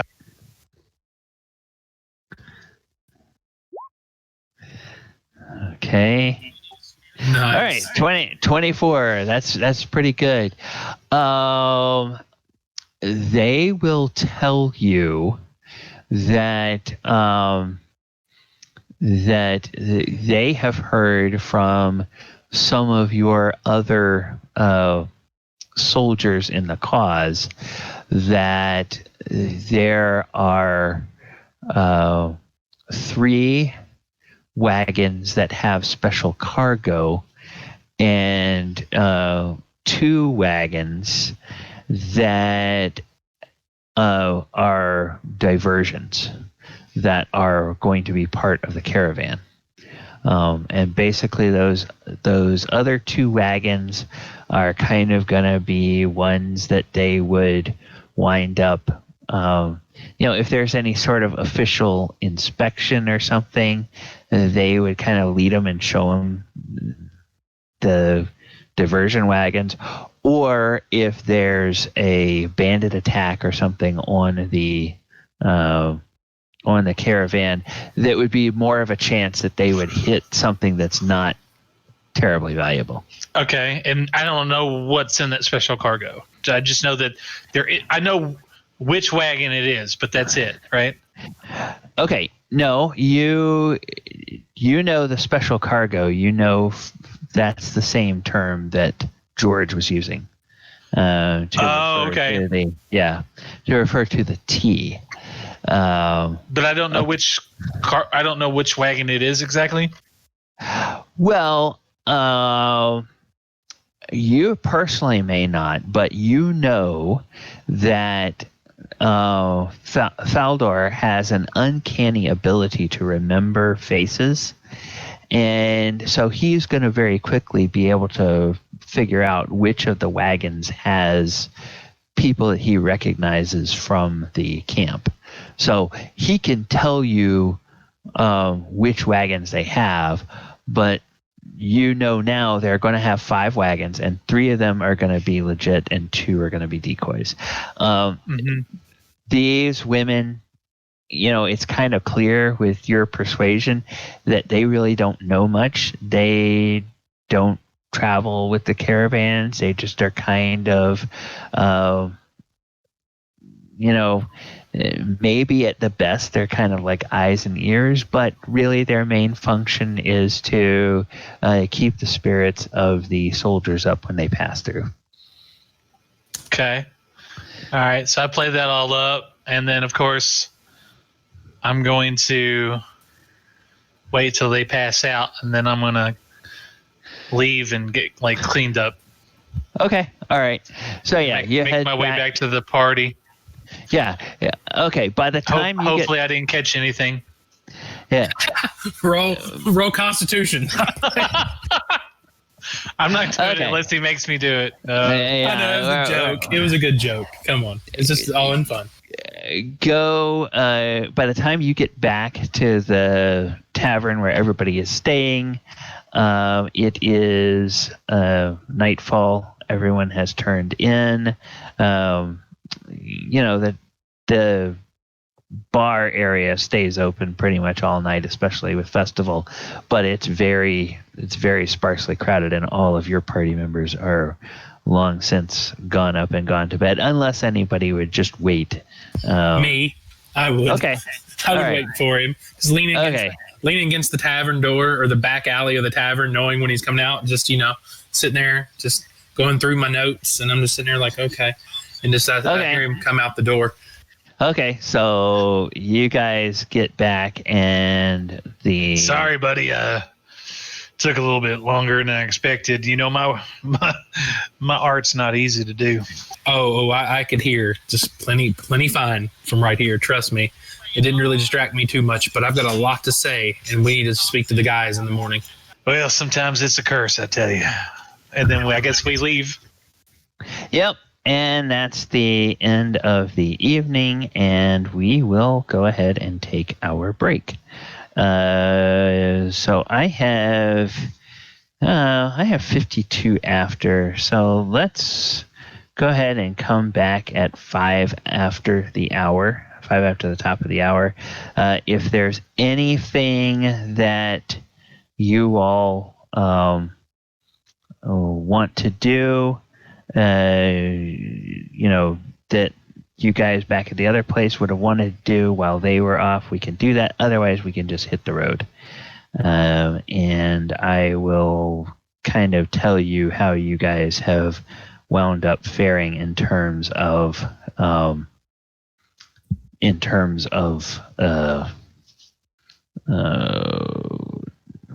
how you all are traveling with the caravan. Okay, so this is break time. Everybody be back at, what did you say, 5 after? And we will be back. I'm going to go ahead and put the music on, and I am going to step away. Hey, Vernon, what the hell is Osprey doing this whole time?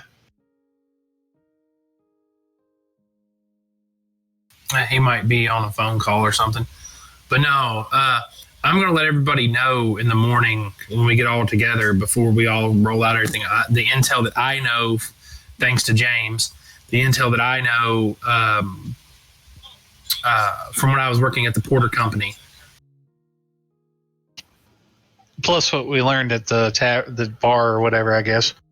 Yeah, we learned a little bit at the bar, but we did sow some discord there, so there might be a little seed of doubt growing. Well, we didn't know that they were actually, this is part of the caravan that has the treasure in it, I guess. Well, from what James told me from last week, I would know what they were hauling, how much, where, and I would, because it was. They got 5 wagons. Yeah, they got 5 wagons. They got 5 wagons. They're 2-team wagons, and they've got canvas tops. So they're hauling 5 wagons. They're going to have 5 new wagons. What are the odds we waylay that son of a bitch?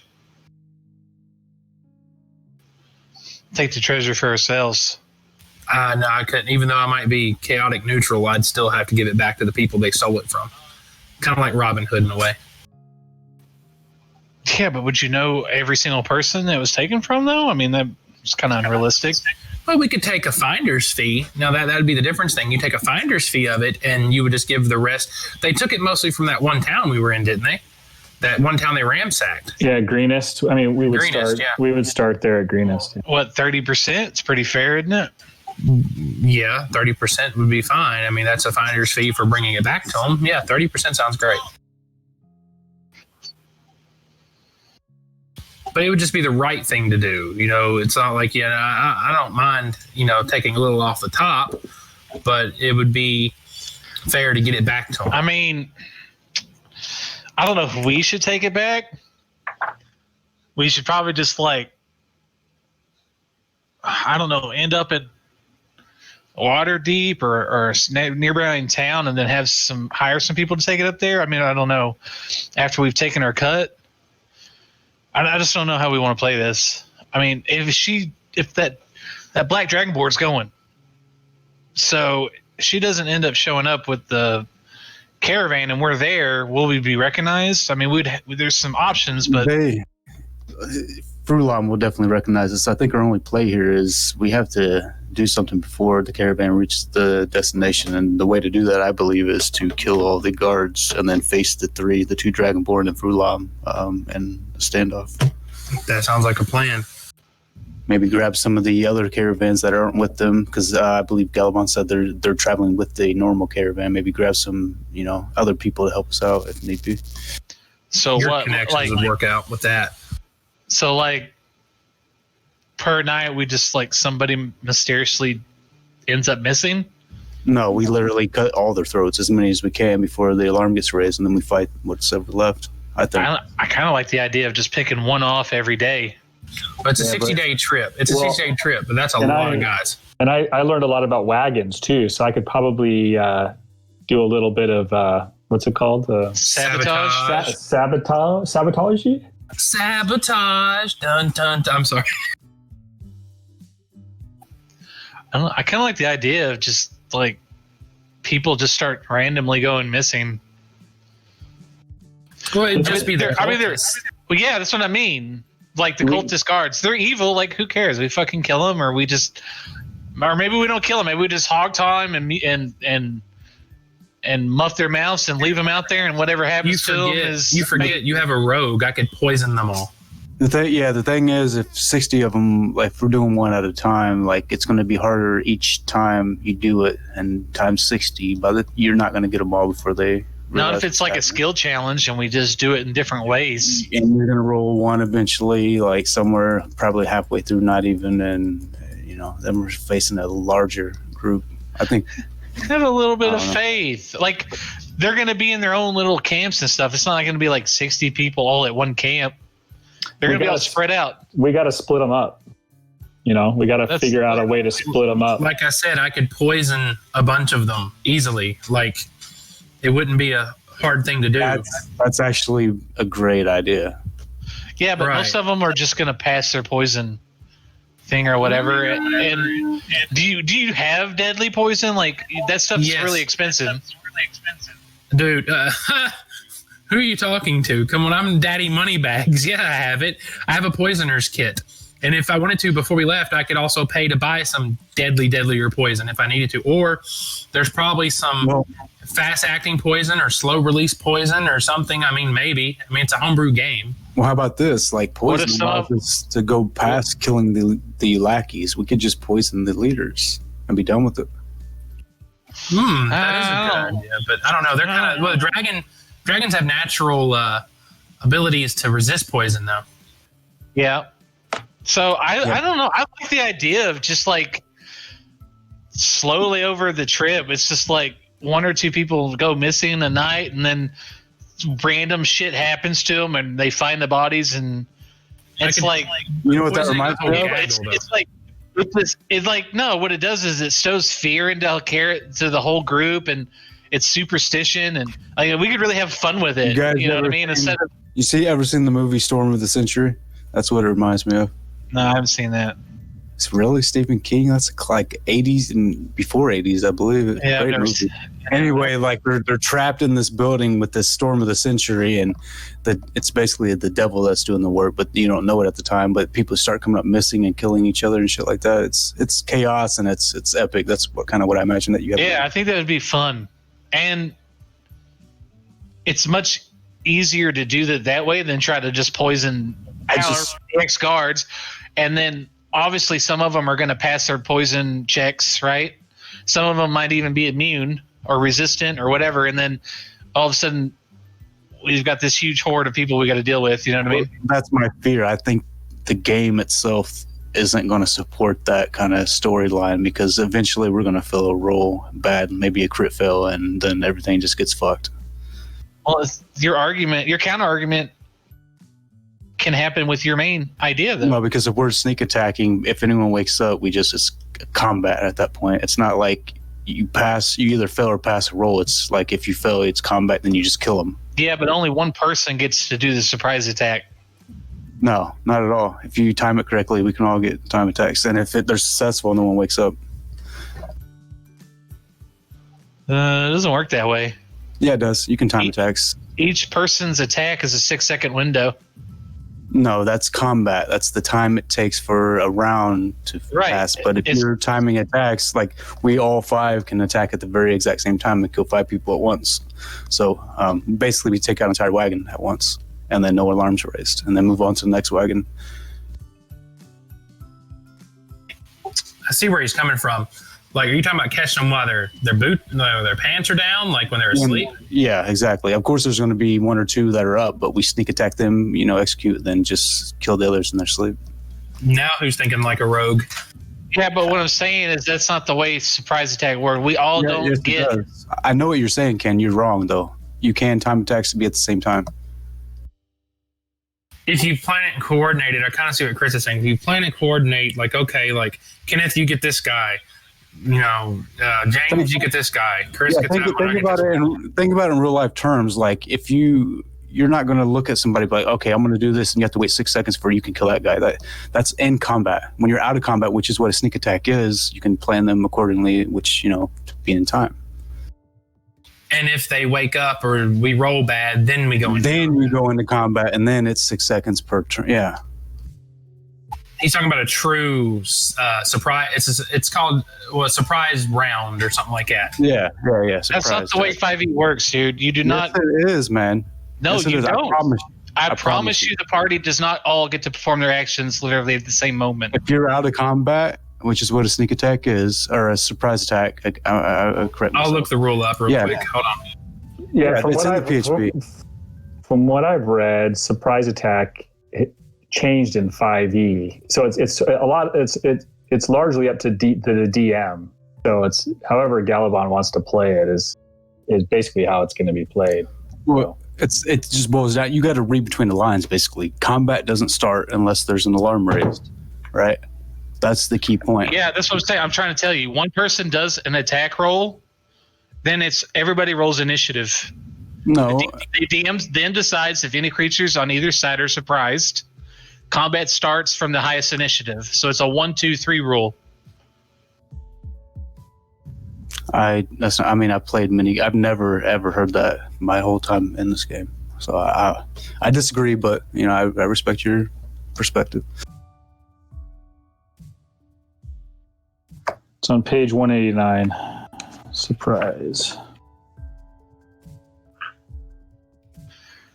Like. So here it says here. We get a surprise round, and that's it. Okay, here's the rule. I've got it too. The DM determines who might be surprised. If neither side tries to be stealthy, they automatically notice each other. Otherwise, the DM compares the dexterity stealth check of anyone hiding with the passive wisdom perception score of each creature on the opposing side. Any character or monster that doesn't notice a threat is surprised at the start of the encounter. If you're surprised, you can't move or take an action on your first turn of the combat, and you can't take a reaction until that turn ends. A member of a group can be surprised even if the other members aren't. Yeah, So from the DM player's handbook. Yeah, from the player's handbook, it just says, let's see. The DM determines whether anyone involved in the combat. The DM determines who might be surprised. If neither side tries to be stealthy, they automatically notice each other. Yeah. Yeah, but Right. picture this. Okay, everybody, cool out just a second. I hear we're having a discussion about surprise. Just one person, what is the question about the surprise? The question is do every single person get to do their attack action at the same moment, and will it count as a surprise? Okay, what will happen if, let's say, the party is going to try to sneak up on a group of cultists? The party will roll stealth checks. Each of the defenders will roll a perception check, or actually it'll be compared to their passive perception. If everybody in the party beats the passive perception of the best, the enemy with the highest passive perception, then everybody in the party gets to go on a surprise round.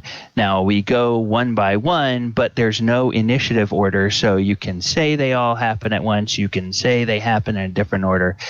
At the end of the surprise round, obviously, if the defenders, the people you attacked, are still alive, well, they will then get to roll initiative. You will get to roll initiative, and then it goes in initiative order from there. Beautiful. But that key is, do all of your stealth checks beat the best passive perception of the other side? If they all do, then you all go, and we don't really count initiative during that round of combat. It's called a surprise round. How would you work around passive perception or just perception in general if they're sleeping? Would they have passive perception where they roll perception at disadvantage or what? Well, that kind of depends on the monsters that they are and whether they get any kind of like alertness or something like that. I think that most people who are used to the quote-unquote adventuring life, whether that be traveling with a caravan or what, they all kind of sleep pretty light because there are dangers in the night. So they would get, I might give them a penalty, but that's for me to know and you guys to find out. I might give them a penalty on their passive, or they might just have their straight passive. Because it's likely that in a group like that, whether it's actually one of the members of the cult or somebody else from the caravan, it's likely that there's somebody that's a lookout that you would have to beat their passive perception anyway in order to be able to do the thing you want to do, unless somehow you can separate the cultists from everybody else in the caravan without raising suspicions. The scenario we had in mind is, say, a wagon, they have, two on guard. We successfully kill off the guards quietly. Our question was, if we all sneak up on the ones that are sleeping, could we kill them all at the same time? And there was debate about that. In practical terms, yes, because if you all win the initiative roll, then or you all get the stealth roll, then you all get to act before they even get to roll initiative. Right. So it's potential that you could slay them all before they would even get a chance to roll initiative. The key words: we all roll really good stealth. And we Right. all killed him inside a 6-second round.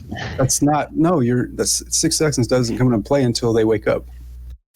That's what I'm saying. Yes. Well, and the question is, the answer to your question then, Ken, is can you do enough damage with one attack can you do lethal damage with one attack to kill them? Right. Which is a concern. Yes. So if you don't think you can do lethal damage, then it's probably not a good idea to do that, because you're not only going to wake up the cultists, but you're going to wake up everybody else in the caravan, and the other people in the caravan probably don't know that those are cultists. They just know, hey, the caravan's under attack. And, then they would all jump to defend. So you might wind up finding yourselves facing a whole lot more enemies than you expected to. Question number 2. Poison. Can I poison a group of them? You would have to convince me how you would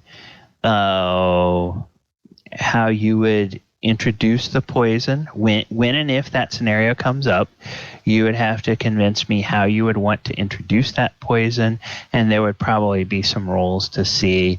I mean, they obviously all would get saving throws, and some of them may make their saving throws and some of them may fail. Kind of depends on the type of poison too, right? Right, because once again, it's like, is it a poison that's going to make them go to sleep? Is it a poison that's going to be lethal? Is it a poison that's going to make them sick? Because there are different effects of different poisons. Now you got me thinking. So, but that's not a question we need to resolve right now. What we need to resolve right now is we need to resolve what you guys are going to be doing on the caravan. So you all have to get hired out, and it's clear from the way you all present yourselves that you have experience as that you all have experience with caravans. So everybody roll me a D20 and add your proficiency bonus. So it's a D20 plus whatever your proficiency is. I think at this level you guys are still plus. Are you still +2 or are you +3 now? +2. Okay. Think. So D20 +2.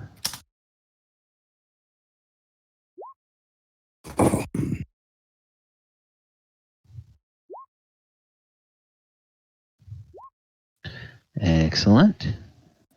Oh, whoops. Yeah. Need that slash. Oh, wow. Okay, so 14, 20, 19. And do we have Thaldohr? 1 second. Okay. Wow, those are really good rolls. So,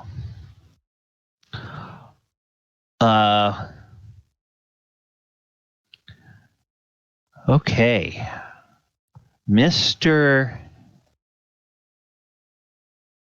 Oh, phooey. Mr. 14. Who is Mr. 14?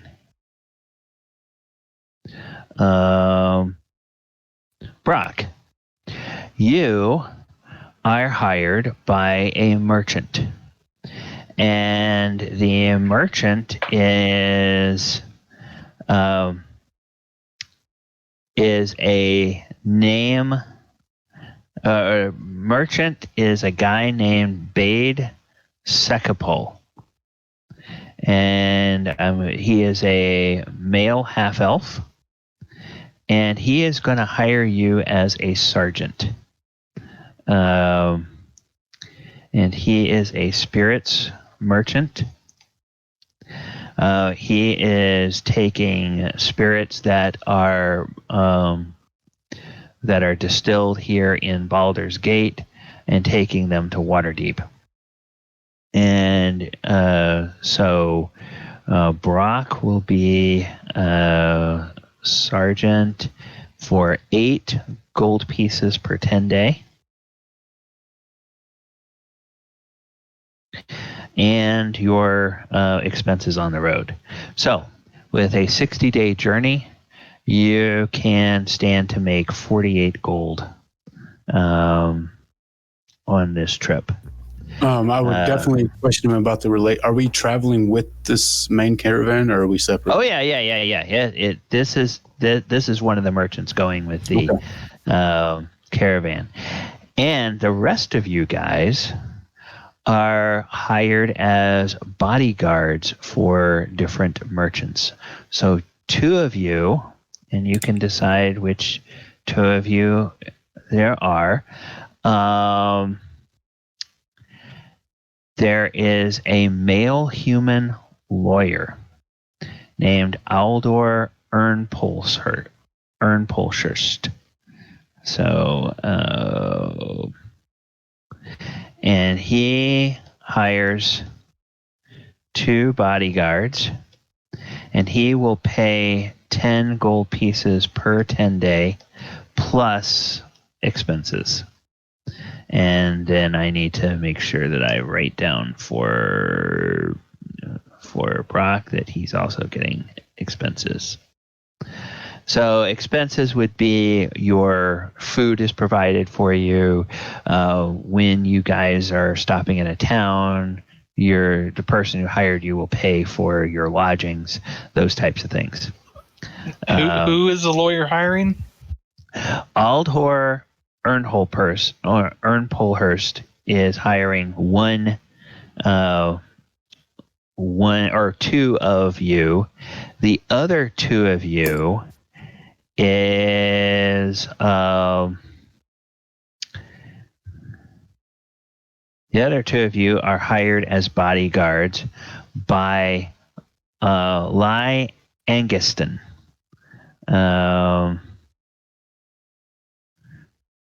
He is a dwarf gold merchant. There's 2 bodyguards. And he also pays 10 gold pieces per 10 day plus expenses. Hey, Thaldohr, you want to pair up? And you guys can pick whichever ones of them that you want to be bodyguards for.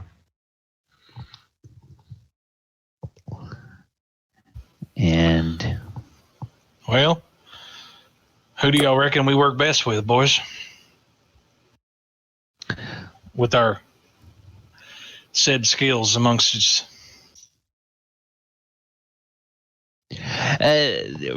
Flavor wise, there's really it's just a matter of your preference. So player preference. 2 people either call the gold merchant or the lawyer, and the other 2 get stuck with whatever's left. I'm gonna grab Thaldohr. We'll go with the gold merchant. I don't know. Okay. Where Michael went. Okay, so that would be the gold merchant. That's going to be Thaldohr and Mulek. Whoops. And Mulek. And then the lawyer is going to be Thaldohr and Ace. Will be bodyguards for the lawyer. Ace. Is that what he's going by now? Well, I don't know. Whatever. I never can remember what he goes Osprey? by. Osprey. Oh. I guess he goes by Osprey as an adventurer and by Ace as a racer. So that makes more sense. Ace to his fans. Okay. Ace is a nickname. It's got a history, but nobody has under. It's actually got a funny history, but it's a nickname that's specifically for use in the racing set. Okay. All right. And Brok goes with the spirits merchant, I guess. Yes. Yeah. Brok do the short straw because he had the low roll. So he gets that. So you guys, he'll get 48 gold for the trip, and you guys will get 60 gold for the trip. So the caravan heads out the next morning. Once again, there's 24 wagons. No, I'm sorry. 5 and 21. So there's 26 wagons. 26 wagons that are in the caravan. And I am going to show us a map that has this route on it. And I am going to zoom us in to, let's say, okay, there. You guys are in Baldur's Gate now. I thought I had counted correctly, but I did not. If you don't look too close, you will not notice that there are only 14 arrows instead of 15 arrows on the route. But each arrow represents 4 days of travel. So for the course of 60 days, and the reason that there are divided up into 4-day chunks is that's because how often I'm supposed to make rolls to see if anything interesting happens. So we will head out from Baldur's Gate, and you head west, and you're going to curve around to the north by the Trollclaw Hills, meet up with the Tradeway, head up past Dragonspear Castle and past Daggerford, and on to Waterdeep. So the first thing that I would like you to do on the very first day is I would like you all to roll perception checks. I'm going to be using Casper to do my perception. Sure.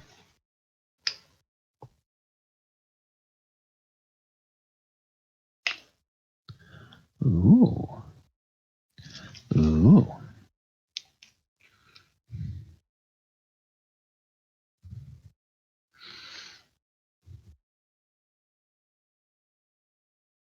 And Thaldohr? Perception. I think we lost him. I don't. Oh, okay. Sure where he went.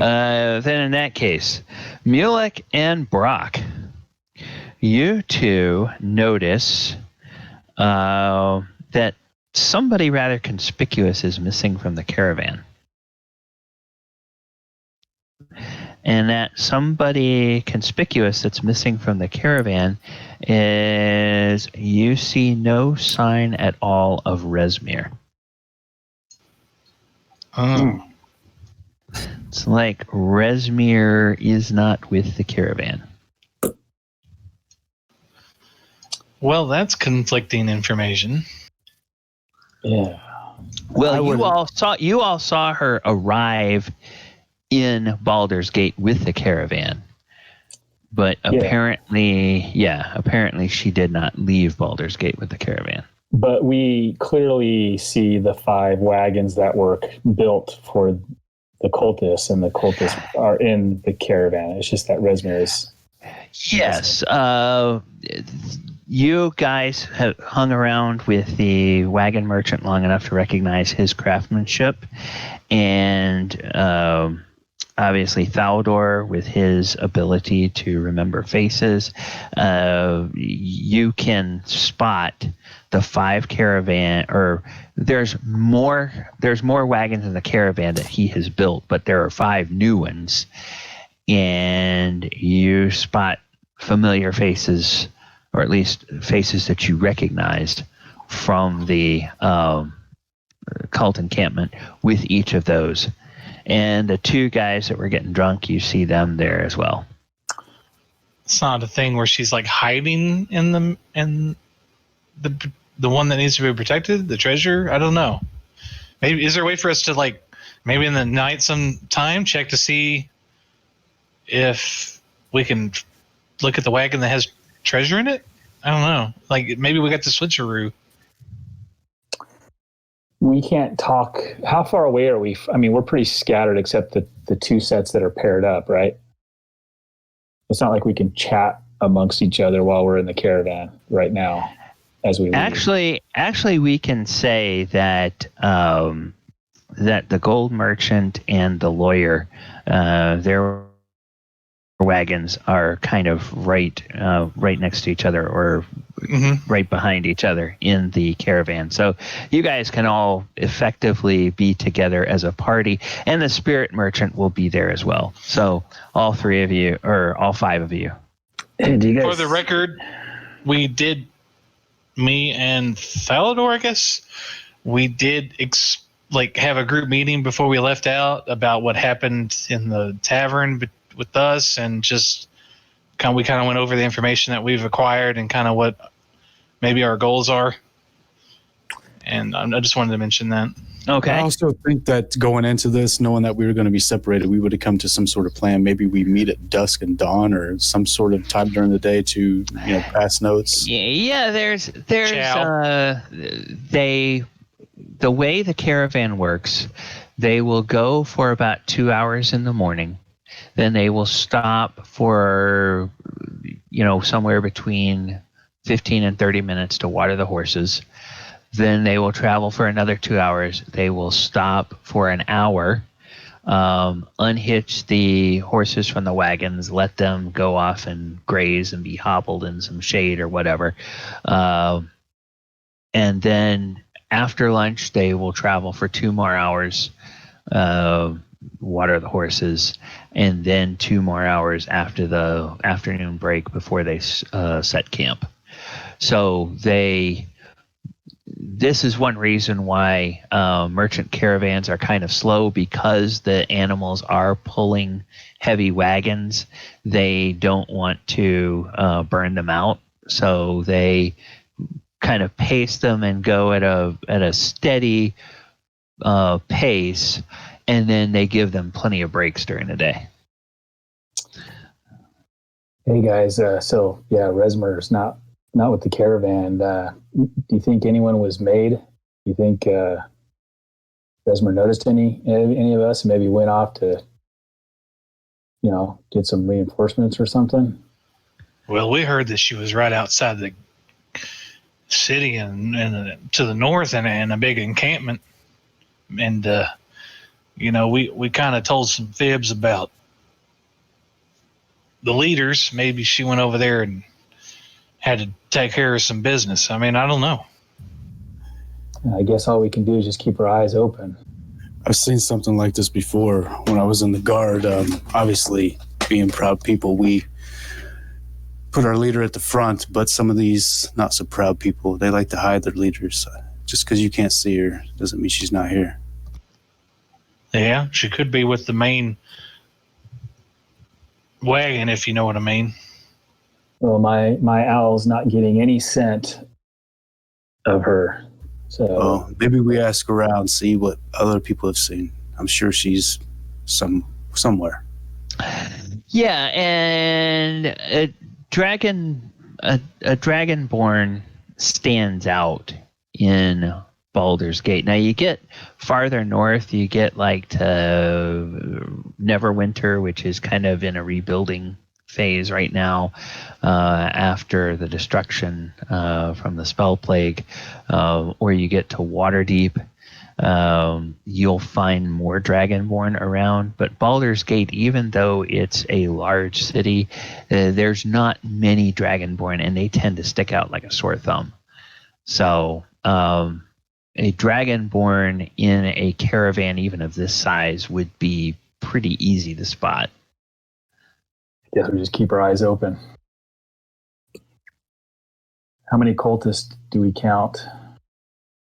You count a total of 12 familiar faces. And now what's interesting is that they have, there's obviously 5 of the new wagons, and there's 1 cultist you recognize with each of the wagons.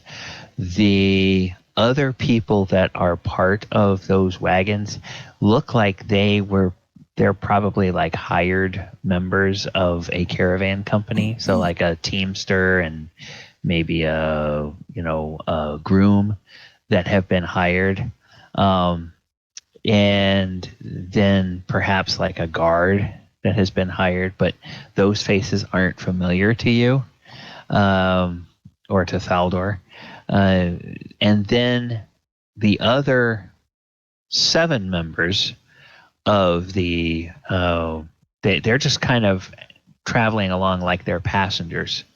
They're not acting like they are guards or anything. They're just sort of blending in like passengers. Are they wearing cloaks? Is there any kind of symbol or something? Okay, so they're dressed just like travelers, just normal. Yep. All right. Yep. You can recognize them by their faces, but they are not showing any outward sign. And of course, the wagons that they bought don't have any kind of emblem to advertise their affiliation. Okay. Have we noticed this presence of Frulum, and I'm going to call him Lang from now on? Lang Dedrosa? Yeah. Yeah, there's been no sighting of them. Interesting. In fact, if Thaldohr and Thaldohr think back about it, Thaldohr probably hit pretty close to the mark. He mentioned that they had dropped some information about what had happened back at the encampment, and the 2 cultists they were talking to seemed to think it was really important that somebody let Rezmir know. So it's possible that somebody did let Rezmir know, and that may have been something that she thought she needed to go look into. So currently, are we like in a break between traveling? We're huddled together or whatnot? These are things you can figure out during the first 4 days, the first 2 days, I guess. I mean, for RP reasons, like, are we able to speak to each other right now? Oh yeah, sure, you can. I imagine it'd be like chow time and things like that is a good opportunity. Yeah. Chow time, or when you're getting ready to make camp at night, or when you're when the breakfast fires, cook fires are going in the morning, and you're getting ready to strike camp. Those would all be times that people from different wagons will chat with each other. I find it interesting that none of the leaders have shown themselves. You guys know about that? Yeah. Like I said before, I think what me and Thaldohr did was successful. I think we sowed a little bit of chaos into our cause, if you know what I'm saying. And this gives us a good window and some breathing room to do what we want on this trip to Waterdeep. I was thinking the same thing. I think we should lower the numbers a bit, if you know what I mean, while we can. Yeah. Well, I think we need to be careful because I think if we're clever about it, we can turn them on themselves and make them drop the numbers even more by themselves. You know what I mean? Looking at you, Thaldohr, what do you got in mind? I think Thaldohr's missing. Oh, Perhaps maybe we make some of them, well, at least the first few, make it look natural. I agree. And we also need to get some information on where these leaders are and when they decide or when they're expected back. So we're ready for it. Yeah, I just PM'd Mike to see if he's still around. He might have had an issue. It looks like he's still connected to the Discord, but Gali, have you drawn out like the formation the caravan travels? Do we know like is certain one of us next to a cultist caravan or stuff like that? Let us see. Let me do let me do this. I can tell you exactly where they are. Okay. The cultist wagons are wagon number 5, wagon number 9, wagon number 20, wagon number 24, and wagon number 3. So Get that right. 9, 20, 24, 3. 3, 5, 9, 20, 24. Yeah, 3, 5, 9, 20, 24. And then the other passengers, there's they are spread across 3 wagons, and those 3 wagons are okay. The 15th or the second wagon has 2 of the cultist passengers. The 15th wagon has 2 of the cultists as passengers. Well, it was 3, 5, 9, 20, 24. Right. But so those they're in random wagons. Yes. Oh. And so one of them is in this, or 2 of them are in the second wagon, 2 of them are in the 15th wagon, and the last 3 are in the 17th wagon. You're probably better at taking notes by now, James, if you want to take the head of that. Sorry. I'm lost at this point, so I'm just telling you. Maybe. Oh, I've got them written down. Cool. Yeah. So, go ahead. It appears that there are only a small portion of the cultists are with us. And I, Lars Alexanderson, say to you that if you are concerned about cultists, it is best to alert the others. Other passengers. The only problem with that is if we bring it to everyone's attention, surely there'll be a battle that will ensue, and then some will flee, some will survive. Maybe they win the battle altogether. But the cultists are only a 5th. Right. How many cultists are we talking about here? We're only talking about 19. 19 cultists. Actually, 12. Oh, yes, 12. Sorry. So There's 5. So there's only 5 in the there's only 1 in each of their wagons, 3, 5, 9, 20, and 24. And then the other 7 are on other people's wagons, number 2, Correct. 15, and 17. Correct. There are more important things than those cultists' lives. We need information. We need their leaders. I'm more interested in their wealth. I mean, I don't think they know anything. I mean, hell, 2 of the people that kind of knew what they were talking about, they already went and told what seems like the boss lady that we know as far as the chain goes up, and she's pissed off. She went to go take care of you know who. I think it's a great time to thin their numbers a little bit, sow some fear and disruption amongst the cultists, if you will, and we get rich doing it.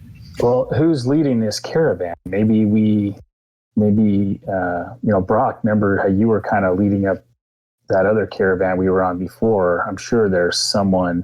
The people are no worry. If we want them on our side, I can get them on our side. The problem I see is we still don't know who the leaders are. Surely they are not trusting this wealth with 12 of these fodder. I can't see that being the case. And if they are, they have to have a plan to get back here quickly. What are we to do? Kill these 12 cultists and then do what with the hoard of treasure? Well, I'm just saying we're not too far out from Baldur's Gate. If we get with the leader and convince him who these people really are and what they've done, maybe we can take care of it right now and get back to Baldur's Gate while we're still close. Why would they believe us? Who are we? We don't hold any stature. I disagree with that. We can make them see our ways again, but do you think that's wise? I think it's wise to slowly pick them off and make them terrified, and whether a few of them run off or whatever. Or hell, maybe we just play the superstitious card, and the members of the caravan, hell, they might want to get rid of them. You know what I mean? A couple of these guys start falling off, and weird stuff starts happening, like maybe one was drinking too much and fell off a cart and broke his neck. You know what I'm saying? I mean, we broke his neck before that. If there's only 12 cultists here, I can kill them all myself right now. That's not the issue. The issue is, where do we want this wealth to go? And do we not want to use these 12 cultists to gain more information and find the leaders? That's the question. I don't think upfront blunt force is the way to go here. That's my opinion. What's the long-term goal? This wealth, we're not. I'm stuck on fighting this cult. I don't have time to put treasure in my pocket or inherit or build. This gold is useless to me. So what do we do with it? Look, everybody knows, they see the symbols on these people. As far as they're concerned, they're just members of a church. And last time I checked, it wasn't illegal to be a member of a church. Funny that you mentioned church. Actually, they are traveling incognito. Oh, are they? Okay. Yeah, they don't have any cloaks on. Now, it's funny, they did have cloaks on before, but now Resmir has left, and none of the rest of them are wearing anything to identify Galley, them. What's our current location right now? You are about 2 days out of Waterdeep. Or 2 days out of Baldur's Gate. Okay. North or? Yeah, you're heading north. You're going towards Waterdeep. Actually, you're kind of going west. If you look at the map, you're in that first red arrow. So you're about halfway through that first red arrow going north. Oh, that's right. You said northeast. Arrow, yeah. No, hear me out. Northeast. You're right, yeah. If there's anyone that deserves that treasure, the monks of Candlekeep saved our lives, each and every one of us. I know it's out of our way, but there's no better place, I think, than there. Or back to the people in Serenus. Yeah. Or hell, are you kidding me? That'd take us over a week to get to Candlekeep. That's what I'm saying. This is the issue. It's not the cultists. These 12 cultists are no bother to us right now. But if we kill them, if that's what we choose, then we still have a hoard of treasure that's just going to sit here unless we find a place to put it.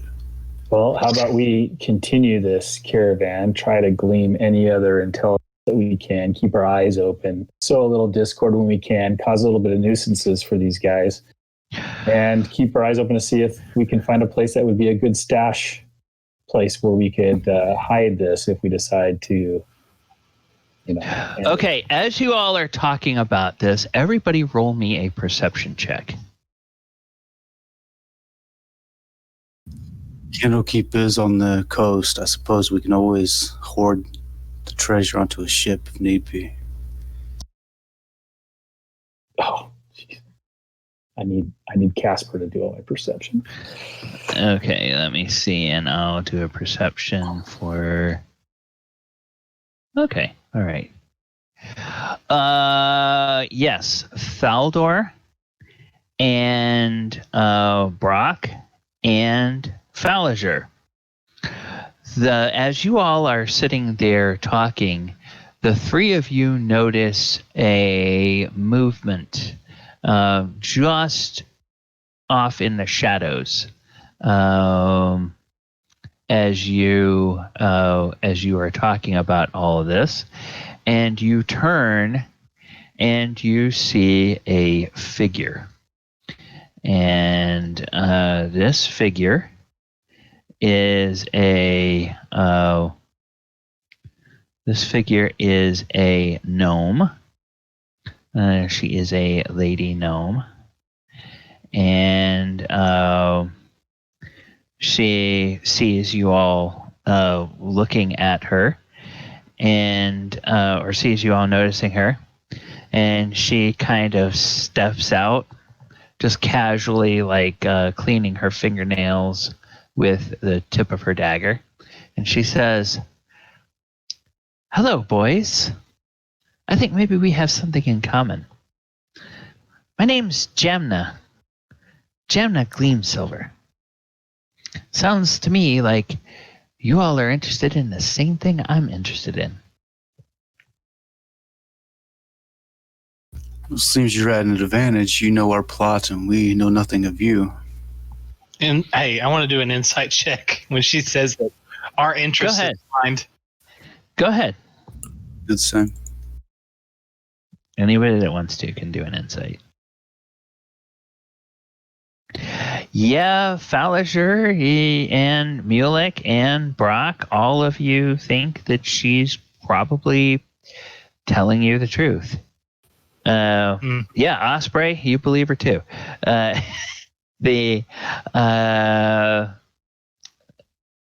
She says, "Oh, now you guys, you may be traveling with different wagons, but I made you for an adventuring party before lunch on the first day from Baldur's Gate. And if you're here as an adventuring party, my guess is that there's a certain other group of people in this caravan you're keeping an eye on. And my organization has asked me to keep an eye on them as well. I am a member of the Black Network. You may have heard us referred to in some of the civilized areas as the Zentarum. Have we? Bunch of goddamn criminals and slave traders. Spit on the ground. And she says, "Well, we do like to keep up appearances. That tends to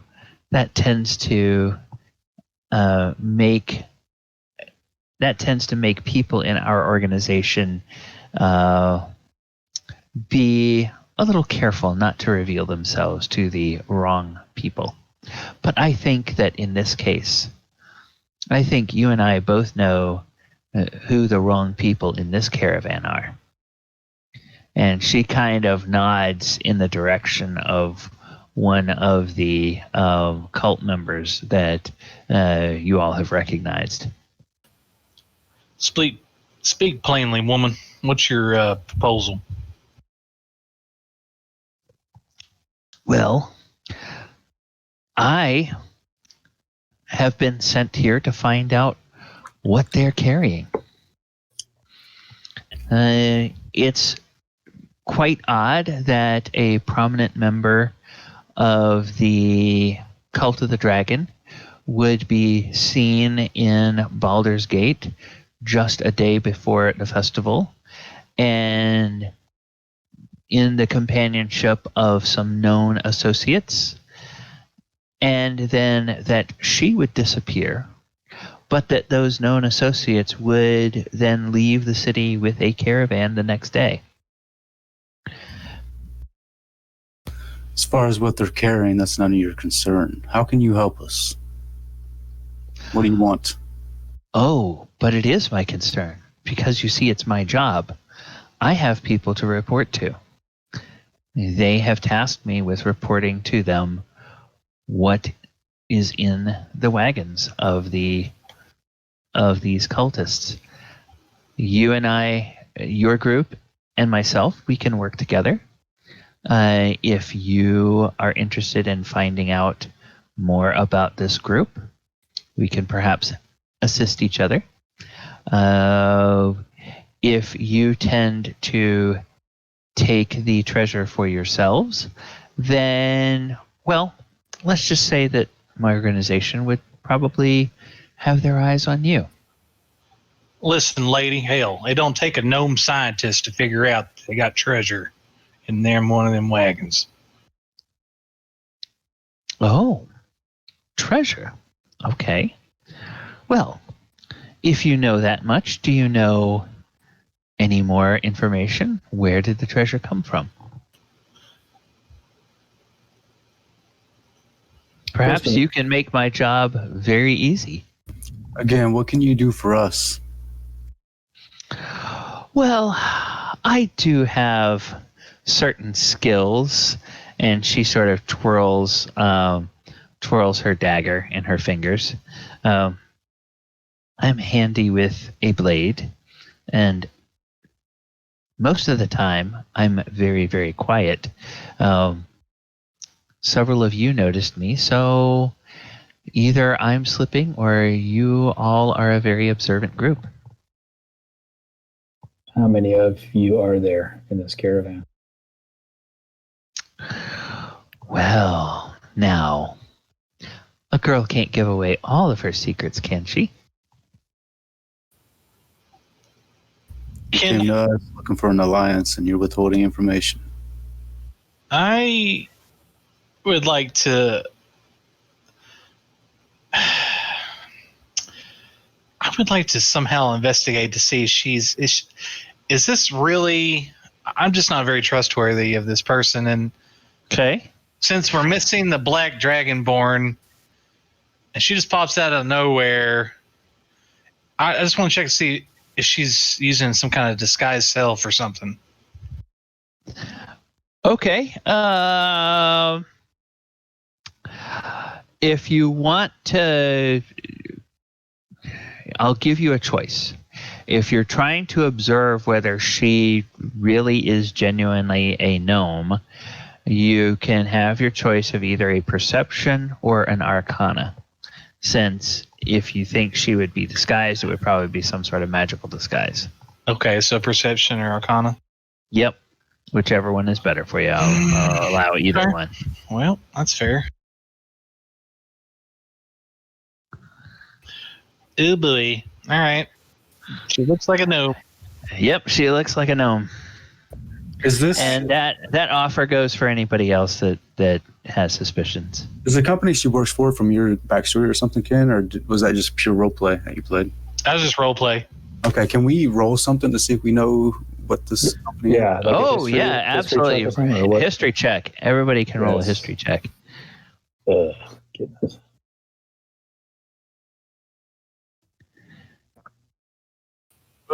That's the wrong one. Sorry.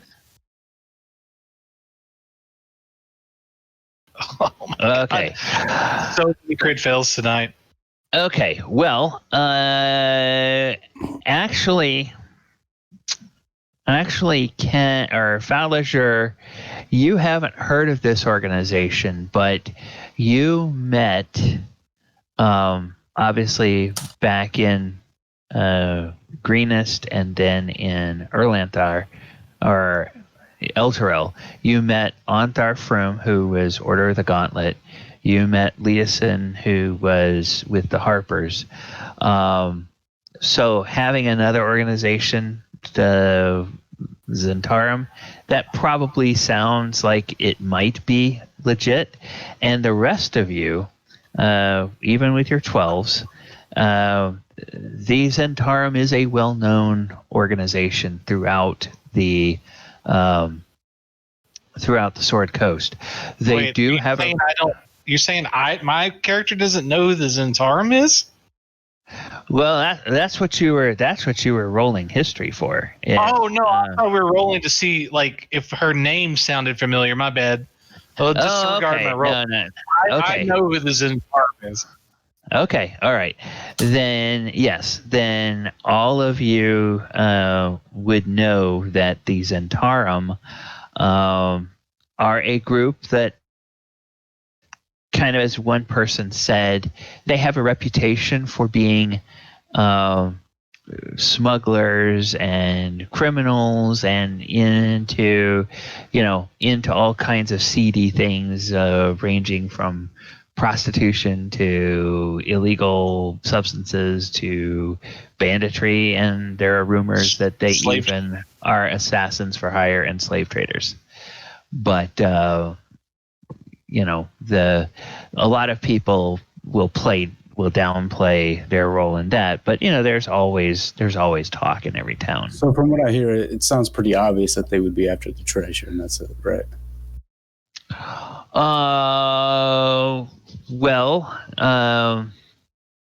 They would be interested in finding what is there. You can ask her for more details about why she wants to know. I'll hold my assumptions. Okay. All right. So what is your plan? Well, I am tasked with finding out where they are ultimately headed. And if they are indeed carrying valuables, trying to find out what they intend to do with them. There's all sorts of rumors. The Cult of the Dragon is one of these organizations that pops up every few decades or every century or so, and they always have some mad scheme, and they've been very quiet for a long, long, long time. I'm 300 years old, and there hasn't been much of a peep of Cult of the Dragon outside isolated incidents. But from what I hear tell and the rumors that come to me through the network, there have been sightings of people with Cult of the Dragon regalia ranging all the way from Luskan in the north down to Port Nyanzaru in Chult. So it's pretty widespread. They must be up to something. And my superiors have sent me, among other agents, to find out what they're up to. And my task is to follow this caravan. Let me be blunt for just one moment. If you're here for the treasure, it's not going to happen. There's been too many people that's lost too much in this fight already. You're not just going to come take it, if that's your plan. And she gives you a very innocent-looking smile, and she says, "Oh, I wouldn't dream of taking the treasure for myself. There are severe penalties for exactly what I'm saying. Violating orders." You know what I'm saying. I rolled a 22 insight, natural 20. So she's telling the truth. Oh yeah, she's telling the truth. She doesn't have any plans to take the treasure. For herself, is what she said. But yeah. Well, obviously we're headed north. And it would seem the caravan is bound for Waterdeep. I presume you all know that much. At least if you have not yet gone and talked with Gimgurn,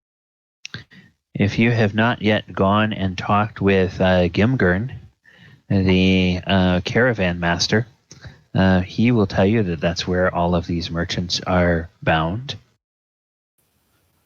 So, what are you suggesting? You think these cultists ought to mysteriously not make it to their destination, or should we let them so you can continue your investigation? Therefore, we just let the treasure go, or what do you think? And she says, I would bet that this caravan is being watched probably by certain powerful friends that the cultists have. My thinking was to try to slip into one of the treasure wagons and see if I could identify where any of the treasure came from.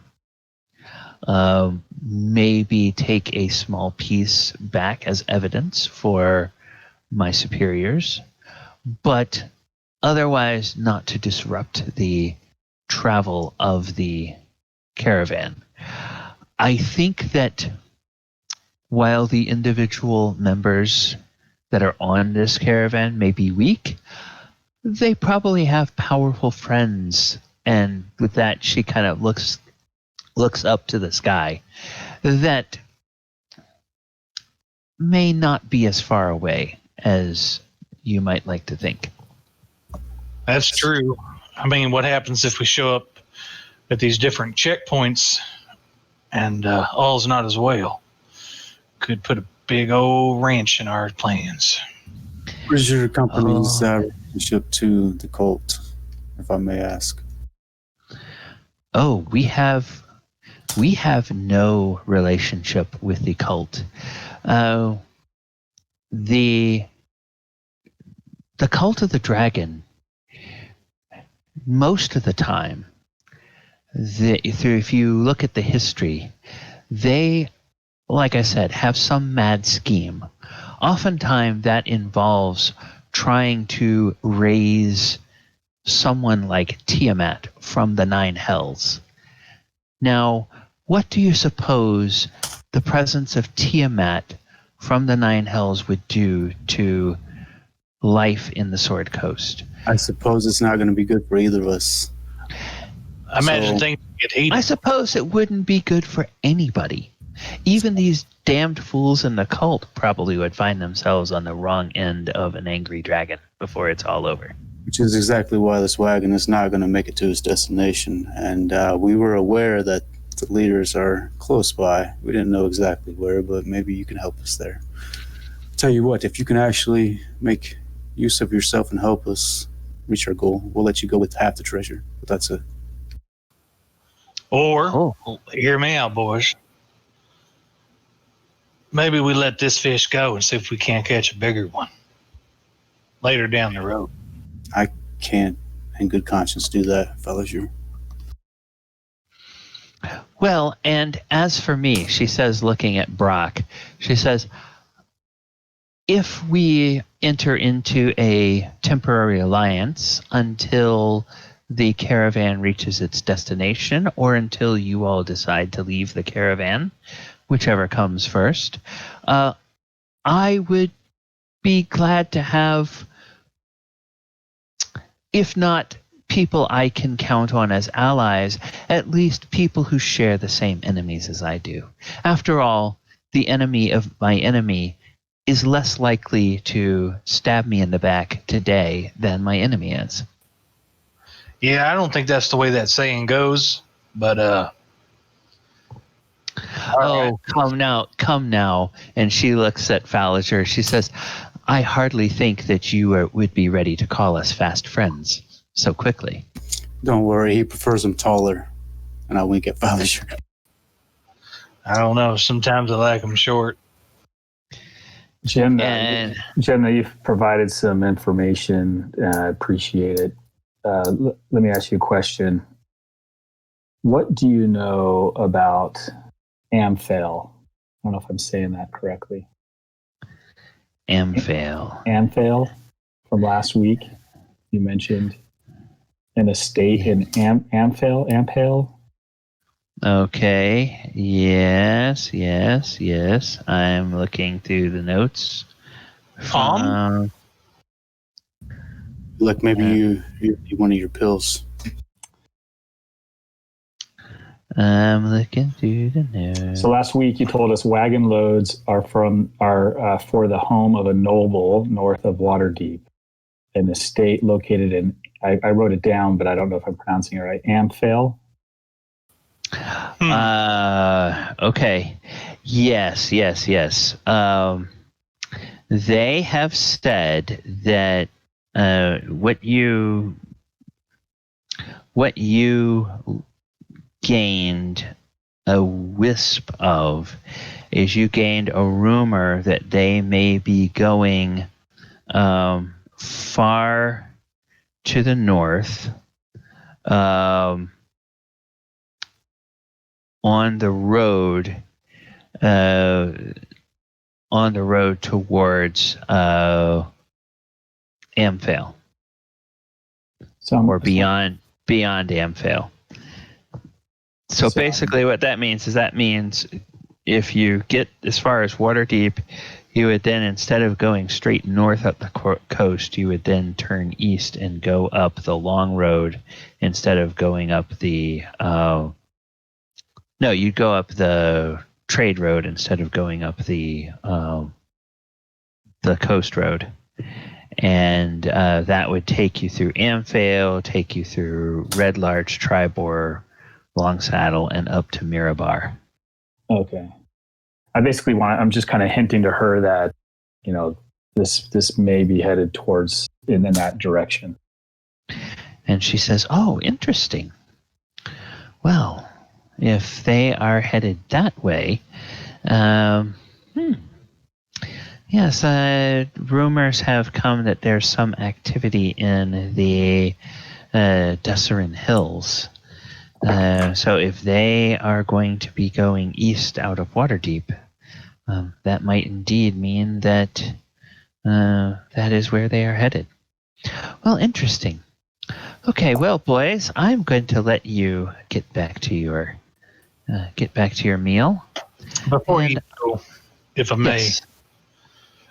how about you find out what the hell they're carrying, and then we'll talk. Well, I will.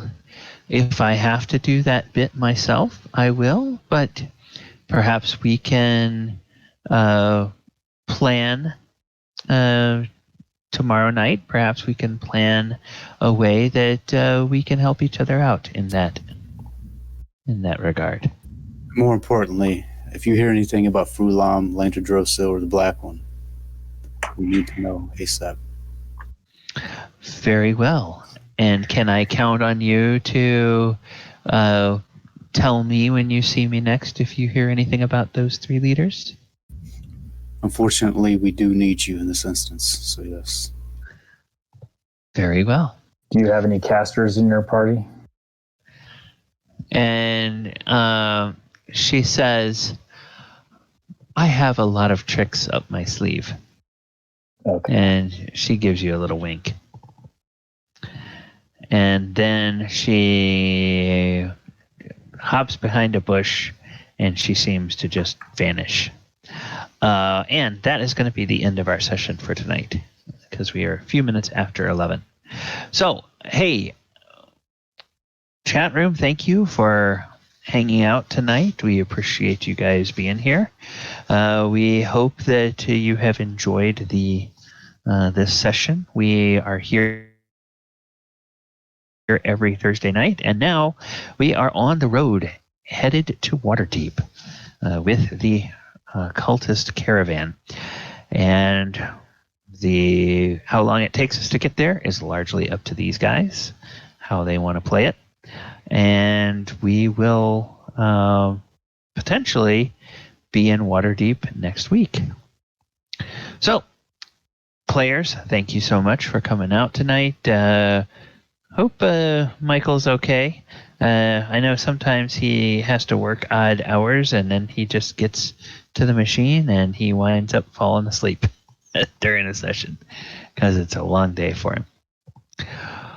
All right, and chat, we will see you next Thursday night, 8 p.m. Eastern. Players, I will see you next Thursday night, 8 p.m. Eastern, if not before, on the Discord.